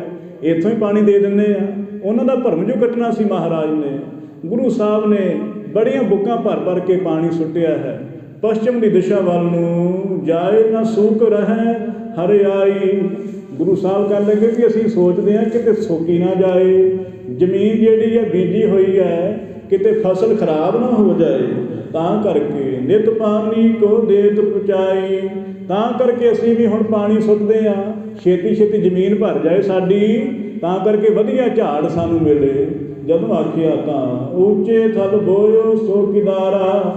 ਗੁਰੂ ਸਾਹਿਬ ਕਹਿਣ ਲੱਗੇ ਵੀ ਸਾਡੀ ਜਿਹੜੀ ਜ਼ਮੀਨ ਹੈ ਨਾ ਉੱਚੀ ਹੈ, ਟਿੱਬਿਆਂ ਵਾਲੀ ਜ਼ਮੀਨ ਹੈ ਸਾਡੀ, ਇਸ ਕਰਕੇ ਜਦੋਂ ਮੀਂਹ ਮਾਂ ਆ ਵੀ ਜਾਂਦਾ ਹੈ ਅਤੇ ਪਾਣੀ ਫਿਰ ਹੇਠਾਂ ਉਤਰ ਜਾਂਦਾ ਹੈ। ਅਤੇ ਅਸੀਂ ਸੋਚਦੇ ਵੀ ਹੁਣ ਕੋਈ ਸੌਖਾ ਜਿਹਾ ਤਰੀਕਾ ਲੱਭੀਏ। ਹੁਣ ਪੰਡਤ ਜੀ ਤੁਸੀਂ ਵਧੀਆ ਗੱਲ ਦੱਸ ਦਿੱਤੀ ਹੈ ਸਾਨੂੰ, ਹੁਣ ਤਾਂ ਸੌਖਾ ਹੀ ਕੰਮ ਹੋ ਗਿਆ, ਇੱਥੋਂ ਪਾਣੀ ਸੁੱਟਿਆ ਅਤੇ ਪੰਜਾਬ ਚਲਾ ਗਿਆ। ਹੁਣ ਤਾਂ ਸਾਨੂੰ ਕੋਈ ਕਰਨ ਦੀ ਲੋੜ ਨਹੀਂ ਹੈ, ਹੁਣ ਆੜਾ ਬਣਾਉਣ ਦੀ ਲੋੜ ਨਹੀਂ, ਨੱਕੇ ਭੰਨਣ ਦੀ ਲੋੜ ਨਹੀਂ ਸਾਨੂੰ, ਹੁਣ ਸੌਖਾ ਕੰਮ ਹੋ ਗਿਆ। ਇੱਥੋਂ ਹੀ ਪਾਣੀ ਸੁੱਟੀ ਜਾਂਦੇ ਆ, ਪਾਣੀ ਪਹੁੰਚੀ ਜਾਂਦਾ। ਧਰ ਜਾਵਤ ਬਰਖਾ ਕੋ ਬਾਰਾ। ਗੁਰੂ ਸਾਹਿਬ ਕਹਿਣ ਲੱਗੇ ਜਿਹੜਾ ਮੀਂਹ ਦਾ ਪਾਣੀ ਆਉਂਦਾ ਹੈ ਨਾ, ਉਹ ਪਾਣੀ ਢਲ ਜਾਂਦਾ ਹੈ। ਨੀਵੀਂ ਜਗ੍ਹਾ ਹੋਣ ਕਰਕੇ ਪਾਣੀ ਨੀਵੀਂ ਜਗ੍ਹਾ ਨੂੰ ਆ ਜਾਂਦਾ ਹੈ। ਸਾਡੀ ਖੇਤੀ ਉੱਚੀ ਜਗ੍ਹਾ 'ਤੇ ਹੈ, ਤਾਂ ਕਰਕੇ ਸੁਣ ਨਰ ਜਾਨ ਬਾਬਰੇ ਕਹਿ। ਸਾਰੇ ਹੱਸਦੇ ਨੇ ਪੰਡਿਤ, ਕਹਿਣ ਲੱਗੇ ਦੇਖ ਲਓ ਸ਼ਦਾਈ ਦੀਆਂ ਗੱਲਾਂ, ਪਾਗਲ ਗੱਲਾਂ ਕਰਦਾ ਹੈ। ਦੇਖੋ ਕਿਹੋ ਗੱਲਾਂ ਕਰਦਾ ਹੈ, ਇਹਨੂੰ ਪਤਾ ਹੀ ਨਹੀਂ ਵੀ ਭਲਾ ਪੰਜਾਬ ਪਾਣੀ ਭਲਾ ਪਹੁੰਚ ਜਾਏਗਾ। ਹੱਸ ਹੱਸ ਕੇ ਗੱਲਾਂ ਕਰਦੇ ਨੇ, ਪਰ ਹੁਣ ਆਪੇ ਫਸਣਾ ਉਹਨਾਂ ਨੇ, ਕਸੂਤੇ ਫਸਣਗੇ। ਹੱਸਦੇ ਨੇ ਬੜੇ, ਕਹਿਣ ਲੱਗੇ ਵੇਖੋ ਕਿਵੇਂ ਪਾਗਲਾਂ ਵਾਲੀਆਂ ਗੱਲਾਂ ਕਰਦਾ ਹੈ, ਭਲਾ ਇੱਥੋਂ ਪੰਜਾਬ ਪਾਣੀ ਪਹੁੰਚ ਜਾਏਗਾ। ਵੱਖੀਆਂ ਫੜ ਫੜ ਹੱਸਦੇ ਬਈ ਬਾਦ ਨੀਰ ਤੂੰ ਗੇਰਤ ਹੈ। ਕਹਿਣ ਲੱਗੇ ਤੂੰ ਸ਼ਦਾਈ ਤਾਂ ਨਹੀਂ ਕਿਤੇ ਹੈ, ਇਹ ਪਾਣੀ ਤੂੰ ਬਿਅਰਥ ਸੁੱਟੀ ਜਾ ਰਿਹਾ ਹੈ, ਤੇਰਾ ਪਾਣੀ ਕਿਤੇ ਨਹੀਂ ਜਾਣਾ ਹੈ, ਇੱਥੇ ਰਹੀ ਜਾਣ ਡਿਆ ਹੈ ਤੇਰਾ ਪਾਣੀ। ਖੇਤ ਮਾਹੇ ਨ ਜਾਵਹਿ ਕੇ ਕੈਸੇ। ਕਹਿਣ ਲੱਗੇ ਖੇਤੀ ਤੇਰੀ ਇੰਨੀ ਦੂਰ ਹੈ, ਇੱਥੋਂ ਤੂੰ ਬੁੱਗਾ ਭਰ ਭਰ ਕੇ ਪਾਣੀ ਸੁੱਟਦਾ ਪਿਆ। ਪਹਿਲੀ ਗੱਲ ਤਾਂ ਖੇਤੀ ਨੂੰ ਬੁੱਕਾਂ ਨਾਲ ਪਾਣੀ ਦਿੱਤਾ ਹੀ ਨਹੀਂ ਜਾਣਾ, ਜੇ ਤੂੰ ਦੇ ਵੀ ਦੇ ਇੰਨੀ ਦੂਰ ਤੋਂ ਪਾਣੀ ਕਿਵੇਂ ਪਹੁੰਚੇਗਾ ਤੇਰਾ। ਖਰੋ ਇਹਾਂ ਪਾਣੀ ਦੇ ਕੈਸੇ। ਤੂੰ ਇੱਥੇ ਖੜਾ ਹੈ, ਜ਼ਮੀਨ ਤੇਰੀ ਪੰਜਾਬ ਵਿੱਚ ਹੈ, ਪਾਣੀ ਕਿਵੇਂ ਪਹੁੰਚੇਗਾ। ਕਿਹੋ ਜਿਹੀਆਂ ਗੱਲਾਂ ਕਰਦਾ ਹੈ। ਕਹਾਂ ਖੇਤ ਨਹਿ ਹੋਵ ਕਹਾਂ ਖੇਤ ਠੰਡ ਤੂੰ ਕਹਾਂ। ਕਿੱਥੇ ਤੂੰ ਖੜਾ ਹੈ, ਕਿੱਥੇ ਤੇਰਾ ਖੇਤ ਹੈ, ਅਤੇ ਫਿਰ ਤੇਰਾ ਪਾਣੀ ਨਹੀਂ ਪਹੁੰਚੇਗਾ। ਫਜ਼ੂਲ ਹੈ ਤੇਰਾ ਕਰਮ ਸਾਰਾ, ਕਿਉਂ ਪ੍ਰਾਪਤ ਪਾਣੀ ਹੋਇਆ ਤਹਾਂ। ਤੇਰੀ ਖੇਤੀ ਖਰਾਬ ਹੋ ਜਾਏਗੀ ਸਾਰੀ, ਤੂੰ ਫਿਰ ਭੁੱਖਾ ਮਰੇਗਾ। ਇਉਂ ਹੱਸ ਹਰ ਕੇ ਬਾਹਮਣ ਗੱਲਾਂ ਕਰਦੇ। ਦੋਹਰਾ ਹਰੋ ਖੇਤ ਨ ਹੋਵਈ ਤੂੰ ਹੋ ਬੜੋ ਅਜਾਨ। ਕਹਿਣ ਲੱਗੇ ਤੂੰ ਅਣਜਾਣ ਹੈ, ਤੇਰੀ ਬੈਲ ਬੁੱਧੀ ਹੈ, ਲੱਗਦਾ ਤੇਰੇ ਮਾਂ ਬਾਪ ਨੇ ਤੈਨੂੰ ਸਿੱਖਿਆ ਨਹੀਂ ਦਿੱਤੀ ਹੈ, ਤੂੰ ਤਾਂ ਅਣਜਾਣ ਦਾ ਅਣਜਾਣ ਹੀ ਰਹਿ ਗਿਆ, ਲੱਗਦਾ ਅਨਪੜ੍ਹ ਹੈ ਤੂੰ, ਕਿਤੇ ਵਿਚਰਿਆ ਨਹੀਂ ਕਿਸੇ ਨਾਲ, ਲੱਗਦਾ ਤੈਨੂੰ ਕਿਸੇ ਨੇ ਸਮਝਾਇਆ ਨਹੀਂ ਹੈ, ਤੂੰ ਲੱਗਦਾ ਉੱਦਾਂ ਹੀ ਮੇਲੇ ਵੇਖਣ ਵਾਲਾ ਹੀ ਆ ਬੰਦਾ, ਤੂੰ ਅਣਜਾਣ ਲੱਗਦਾ ਹੈ। ਬਹੁਤ ਲੋਕ ਮਿਲ ਤਹਿ ਭਏ ਬੋਲੇ। ਬੜੇ ਲੋਕ ਹੱਸਦੇ ਨੇ। ਹੁਣ ਆਮ ਹੀ ਜਦੋਂ ਤੁਸੀਂ ਦੇਖੋ ਇੱਕ ਬੰਦੇ ਦੀ ਬੇਇੱਜ਼ਤੀ ਹੋਵੇ ਨਾ, ਤਾਂ ਫਿਰ ਪੱਲਾ ਭਾਰੀ ਦੇਖ ਕੇ ਦੁਨੀਆ ਸਾਰੇ ਲੱਗ ਪੈਂਦੇ ਵੀ ਚਲੋ ਹੁਣ ਮੌਕਾ ਮਿਲਿਆ। ਜਿਹਨੇ ਕਦੇ ਵੀ ਕਿਸੇ ਨੂੰ ਗੱਲ ਨਹੀਂ ਨਾ ਕੀਤੀ ਹੁੰਦੀ, ਉਹ ਵੀ ਆ ਕੇ ਸਿਆਣੇ ਬਣਨ ਲੱਗ ਪੈਂਦੇ। ਸੁਭਾਅ ਹੀ ਹੈ ਨਾ ਕਿਸੇ ਦਾ, ਅਤੇ ਉਹ ਸਾਰੇ ਆ ਕੇ ਗੁਰੂ ਸਾਹਿਬ ਨੂੰ ਟਿੱਚਰਾਂ ਕਰਨ ਲੱਗ ਪਏ ਵੀ ਦੇਖੋ ਸ਼ਦਾਈ ਆ ਗਿਆ ਹੈ। ਤਾੜੀਆਂ ਮਾਰਦੇ ਨੇ, ਹੱਸਦੇ ਨੇ, ਆਹ ਸ਼ਦਾਈ ਦੇਖੋ ਪੰਜਾਬ ਵੱਲ ਨੂੰ ਪਾਣੀ ਸੁੱਟਦਾ ਹੈ। ਪਰ ਇਹ ਨਹੀਂ ਪਤਾ ਵੀ ਜਿਹੜਾ ਅਸੀਂ ਕੰਮ ਕਰਦੇ ਉਹ ਕਿਹੜਾ ਸਿਆਣਿਆਂ ਵਾਲਾ ਹੈ। ਇਹ ਤਾਂ ਗੁਰੂ ਸਾਹਿਬ ਨੇ ਉਹਨਾਂ ਦਾ ਭਰਮ ਕੱਟਣਾ ਸੀ, ਪਰ ਮੂਰਖਾਂ ਦੇ ਕਿਹੜਾ ਸਿੰਘ ਹੁੰਦੇ ਆ, ਇਹ ਗੱਲਾਂ ਹੀ ਆ ਨਾ ਮੂਰਖਾਂ ਵਾਲੀਆਂ। ਉਹ ਫਿਰ ਸਤਿਗੁਰਾਂ ਨੂੰ ਜਦੋਂ ਮਖੌਲ ਕਰਦੇ ਤਾਂ ਚੌਪਈ ਸ਼੍ਰੀ ਪਰਮੇਸ਼ਰ ਤੁਮਹਿ ਬੁਲਾਇਓ। ਗੁਰੂ ਸਾਹਿਬ ਸੱਚੇ ਪਾਤਸ਼ਾਹ ਬਹੁਤ ਲੋਕ ਮਿਲ ਤਹਿ ਭਏ ਬੋਲੇ ਕਿਰਪਾ ਨਿਧਾਨ। ਗੁਰੂ ਸਾਹਿਬ ਜੀ ਨੇ ਜੋ ਦੇਖਿਆ ਨਾ ਵੀ ਹੁਣ ਸਾਰੀ ਦੁਨੀਆ ਇਕੱਠੀ ਹੋ ਗਈ ਹੈ, ਹੁਣ ਰੌਣਕ ਲੱਗ ਗਈ ਹੈ ਚੰਗੀ, ਹੁਣ ਮੌਕਾ ਦੇਖ ਲਿਆ ਮਹਾਰਾਜ ਨੇ ਵੀ ਇਹੋ ਤੇ ਅਸੀਂ ਕੰਮ ਚਾਹੁੰਦੇ ਸੀ ਵੀ ਦੁਨੀਆ ਇਕੱਠੀ ਹੋਏ ਅਤੇ ਅਸੀਂ ਇਹਨਾਂ ਦੀ ਹੁਣ ਝਾੜ ਝੰਬ ਕਰੀਏ ਜਰਾ। ਉਹ ਗੁਰੂ ਸਾਹਿਬ ਚਾਹੁੰਦੇ ਸੀ ਉਹ ਕੁਛ ਆ ਗਏ ਹੁਣ ਦਾ ਹੇਠ ਮਹਾਰਾਜ ਦੇ। ਗੁਰੂ ਸਾਹਿਬ ਨੇ ਹੁਣ ਦੇਖਿਆ ਚੌਪਈ ਸ਼੍ਰੀ ਪਰਮੇਸ਼ਰ ਤੁਮਹਿ ਭੁਲਾਇਓ। ਗੁਰੂ ਸਾਹਿਬ ਕਹਿਣ ਲੱਗੇ ਵੀ ਆ ਪੁਰਸ਼ੋ ਤੁਹਾਨੂੰ ਪਰਮੇਸ਼ਰ ਨੇ ਭੁਲਾਇਆ ਹੋਇਆ ਹੈ, ਤੁਸੀਂ ਪਰਮੇਸ਼ਰ ਨੂੰ ਯਾਦ ਨਹੀਂ ਕਰਦੇ ਹੋ, ਇਸ ਕਰਕੇ ਪਰਮੇਸ਼ਰ ਵੀ ਤੁਹਾਨੂੰ ਯਾਦ ਨਹੀਂ ਕਰਦਾ ਹੈ। ਭੁੱਲ ਗਏ ਹੋ ਪਰਮੇਸ਼ਰ ਨੂੰ, ਇਹ ਕਿਹੜੇ ਕੰਮੀ ਲੱਗੇ ਹੋ। ਭਾਵ ਭਗਤਿਨ ਮਨ ਬਿਰ ਭਰਮਾਇਓ। ਕਹਿਣ ਲੱਗੇ ਭਾਵ ਭਗਤੀ ਤਾਂ ਤੁਸੀਂ ਕੀ ਕਰਨੀ ਹੈ, ਉਲਟਾ ਤੁਸੀਂ ਲੋਕਾਂ ਨੂੰ ਵੀ ਬੁੱਧੂ ਬਣਾ ਰਹੇ ਹੋ। ਇਹ ਫੋਕਟ ਕਰਮਾਂ ਵਿੱਚ ਲਾਇਆ ਹੋਇਆ ਹੈ, ਇਹਦੇ ਨਾਲ ਕਦੇ ਕਿਸੇ ਦਾ ਭਲਾ ਹੋਇਆ ਹੈ? ਤੁਸੀਂ ਆਪ ਮੂਰਖ ਹੋ ਤੇ ਮੂਰਖਾਂ ਨੂੰ ਮੂਰਖ ਹੀ ਦਿਸਣੇ ਆ ਸਾਰੇ। ਹੈ ਤੇ ਤੁਸੀਂ ਹੋ ਮੂਰਖ, ਕਹਿ ਮੈਨੂੰ ਰਹੇ ਹੋ। ਗੁਰੂ ਸਾਹਿਬ ਨੇ ਉਹਨਾਂ ਨੂੰ ਆਖਿਆ, ਮੇਰੋ ਇਹ ਸਮੀਪ ਕਿਦਾਰਾ। ਗੁਰੂ ਸਾਹਿਬ ਜੀ ਨੇ ਕਿਹਾ ਵੀ ਮੇਰਾ ਤੇ ਪੰਜਾਬ ਦੇ ਨੇੜੇ ਹੀ ਹੈ। ਜਿਸ ਹਿਸਾਬ ਨਾਲ ਤੁਸੀਂ ਗਿਣਾਇਆ ਹੈ ਨਾ ਵੀ ਸਾਡਾ ਅਨੇਕਾਂ ਕੋਹ ਹੈ, ਲੱਖਾਂ ਕੋਹ ਨੇ, ਜੇ ਮਾਰ ਕੇ ਗਨੇ ਜਾਹੇ ਨਾ ਕੋਸਾ। ਜਿਹੜੇ ਰਸਤੇ ਦੀਆਂ ਕੋਹਾਂ ਨਹੀਂ ਗਿਣੀਆਂ ਜਾਂਦੀਆਂ। ਤੁਸੀਂ ਤੇ ਆਖਦੇ ਸਾਡੇ ਵੱਡੇ ਵਡੇਰੇ ਉੱਥੇ ਰਹਿੰਦੇ ਹੈ, ਤੇ ਫਿਰ ਮੇਰਾ ਪੰਜਾਬ ਤੇ ਸਿਰਫ ਇੱਥੋਂ 200-300 ਕਿਲੋਮੀਟਰ ਹੀ ਹੈ, ਫਿਰ ਤੇ ਨੇੜੇ ਹੀ ਹੋਇਆ। ਤੁਹਾਡਾ ਤਾਂ ਲੱਖਾਂ ਕੋਹਾਂ ਦੂਰ ਹੈ, ਪੰਜਾਬ ਤੇ ਨੇੜੇ ਹੈ। ਫਿਰ ਦੱਸ ਦਿਓ ਤੁਸੀਂ, ਮੇਰਾ ਪਾਣੀ ਪਹੁੰਚੇਗਾ ਜਾਂ ਤੁਹਾਡਾ ਪਹੁੰਚੇਗਾ? ਤਾਂ ਕੋ ਪਹੁੰਚ ਨਾ ਸਕਈ ਬਾਰਾ। ਗੁਰੂ ਸਾਹਿਬ ਕਹਿਣ ਲੱਗੇ ਵੀ ਪਾਣੀ ਤੁਹਾਡਾ ਵੀ ਨਹੀਂ ਪਹੁੰਚਣਾ ਹੈ। ਇਹ ਤੁਸੀਂ ਮੂਰਖਾਂ ਵਾਲੇ ਕੰਮ ਕਰਦੇ ਹੋ। ਜਦੋਂ ਪਤਾ ਹੀ ਨਹੀਂ ਕੁਛ, ਤੁਹਾਨੂੰ ਕਦੇ ਦੇਖਿਆ ਹੀ ਨਹੀਂ ਵੱਡੇ ਵਡੇਰਿਆਂ ਨੂੰ, ਭਾਵੇਂ ਉਹ ਜੂਨਾਂ ਵਿੱਚ ਭਟਕਦੇ ਹੋਣ, ਤੇ ਤੁਸੀਂ ਆਹ ਫੋਕਟ ਕਰਮ ਕਰਦੇ ਹੋ, ਰੰਗ ਤਮਾਸ਼ਿਆਂ ਵਿੱਚ ਲੱਗੇ ਹੋਏ ਹੋ। ਤੁਮਰੇ ਪਿੱਤਰ ਦੂਧ ਅਧਿਕਾਈ। ਗੁਰੂ ਸਾਹਿਬ ਕਹਿਣ ਲੱਗੇ ਤੁਹਾਡੇ ਪਿੱਤਰ ਤਾਂ ਪਤਾ ਨਹੀਂ ਕਿਹੜੀਆਂ ਜੋਨਾਂ ਵਿੱਚ ਹੋਣਗੇ, ਕਿਹੜੇ ਰਸਤੇ ਵਿੱਚ ਪਏ ਹੋਣਗੇ। ਇਹ ਪਾਣੀ ਉਹਨਾਂ ਨੂੰ ਕਿੱਥੇ ਪਹੁੰਚ ਸਕਦਾ? ਸੋ ਜਲ ਲੈ ਕੈਸੇ ਤ੍ਰਿਪਤਾਈ। ਗੁਰੂ ਸਾਹਿਬ ਕਹਿਣ ਲੱਗੇ ਵੀ ਉਹ ਪਾਣੀ ਨਾਲ ਕਿਵੇਂ ਰੱਜ ਸਕਦੇ ਨੇ? ਇਹਨਾਂ ਜਦੋਂ ਸਤਿਗੁਰੂ ਜੀ ਨੇ ਉਹਨਾਂ ਦਾ ਭਰਮ ਕੱਟਿਆ ਹੈ ਤਾਂ ਮੁਝੇ ਅਜਾਨ ਭਨਤ ਭਨਤ ਹੋ ਕੈਸੇ। ਸਤਿਗੁਰੂ ਕਹਿਣ ਲੱਗੇ ਵਿਚਾਰ ਕੇ ਦੇਖ ਲਓ ਇੱਕ ਵਾਰ, ਇਹ ਇੱਕ ਵਾਰੀ ਆਪਦੇ ਤਜਰਬੇ ਨਾਲ ਦੇਖ ਲਓ ਵੀ ਮੂਰਖ ਮੈਂ ਹਾਂ ਕਿ ਤੁਸੀਂ ਹੋ। ਮੈਂ ਨਹੀਂ ਕਹਿੰਦਾ ਕਿ ਮੈਂ ਮੂਰਖ ਹਾਂ, ਤੁਸੀਂ ਕਹਿ ਦਿਓ ਮੈਂ ਮੰਨ ਵੀ ਲੈਂਦਾ ਹਾਂ ਮੈਂ ਮੂਰਖ ਹਾਂ, ਕਿਉਂਕਿ ਮੇਰਾ ਸੁਭਾਅ ਨਹੀਂ ਹੈ ਵੀ ਮੈਂ ਜਣਾਵਾਂ ਆਪਣੇ ਆਪ ਨੂੰ। ਕਹਿੰਦੇ ਜੀ ਇੱਕ ਵਾਰੀ ਤੁਸੀਂ ਵਿਚਾਰ ਕਰਕੇ ਦੇਖ ਲਓ, ਮੂਰਖ ਮੈਂ ਹਾਂ ਜਾਂ ਤੁਸੀਂ ਹੋ। ਅਜਾਨ ਭਏ ਬੜੇ ਅਜਾਨ ਭਏ ਤੁਮ ਕੈਸੇ। ਸਤਿਗੁਰੂ ਕਹਿਣ ਲੱਗੇ ਐਨੇ ਮੂਰਖ ਤੁਸੀਂ ਕਿਵੇਂ ਹੋ ਗਏ ਹੋ? ਆਪ ਨਾ ਦੇਹ ਚੁਰੂ ਭਰ ਪਾਨੀ, ਤਹ ਨਿੰਦਹ ਜਹ ਗੰਗਾ ਆਨੀ। ਆਪ ਤੇ ਕਦੇ ਕਿਸੇ ਨੂੰ ਦਾਨ ਪੁੰਨ ਨਹੀਂ ਕਰਦੇ ਹੋ, ਔਰ ਸਾਡਾ ਤੇ ਕਰਮ ਹੈ ਅਸੀਂ ਜੋ ਸੋਚਦੇ ਹਾਂ ਲੋਕਾਂ ਨੂੰ ਸਮਝਾਈਏ, ਤੁਸੀਂ ਸਾਨੂੰ ਨਿੰਦੀ ਜਾ ਰਹੇ ਹੋ। ਇਹ ਤੁਹਾਡਾ ਕਰਮ ਹੈ। ਜਦੋਂ ਸਤਿਗੁਰਾਂ ਨੇ ਲਾਹਨਤਾਂ ਪਾਈਆਂ ਫਿਰ ਸ਼ਰਮਿੰਦੇ ਜਿਵੇਂ ਹੋਏ। ਉਹ ਵਾਰਤਾ ਅਸੀਂ ਅੱਗੇ ਸੁਣਾਂਗੇ। ਵਿਚਾਰਾਂ ਕਰਦੇ ਹਾਂ ਬੇਅੰਤ ਭੁੱਲਾਂ ਦੀ ਖਿਮਾ। ਆਪ ਸਾਰੀ ਸੰਗਤ ਦਾ ਰੋਮ ਰੋਮ ਕਰਕੇ ਧੰਨਵਾਦ ਹੈ ਜੋ ਆਪ ਜੀ ਨੇ ਕੀਮਤੀ ਸਮੇਂ ਵਿੱਚੋਂ ਸਮਾਂ ਕੱਢ ਕੇ ਗੁਰੂ ਸਾਹਿਬ ਦੇ ਦੀਵਾਨਾਂ ਦੀ ਰੌਣਕ ਬਿਠਾਈ ਹੈ। ਆਓ ਜੀ ਅਖੀਰਲੀਆਂ ਪੰਕਤੀਆਂ ਪੜ੍ਹੀਏ। ਵਿਚਾਰਾਂ ਕਰਦੇ ਹਾਂ ਬੇਅੰਤ ਭੁੱਲਾਂ ਦੀ ਖਿਮਾ। ਆਪ ਸਾਰੀ ਸੰਗਤ ਬਖਸ਼ਣਹਾਰ ਹੋ, ਗੁਰੂ ਸਾਹਿਬ ਬਖਸ਼ਣਹਾਰੇ ਨੇ, ਬਖਸ਼ ਲੈਣ। ਆਓ ਅਖੀਰਲੀਆਂ ਪੰਕਤੀਆਂ ਪੜ੍ਹੀਏ। ਮੁਝੇ ਅਜਾਨ ਭਨਤ ਹੋ ਕੈਸੇ, ਬੜੇ ਅਜਾਨ ਭਏ ਤੁਮ ਐਸੇ।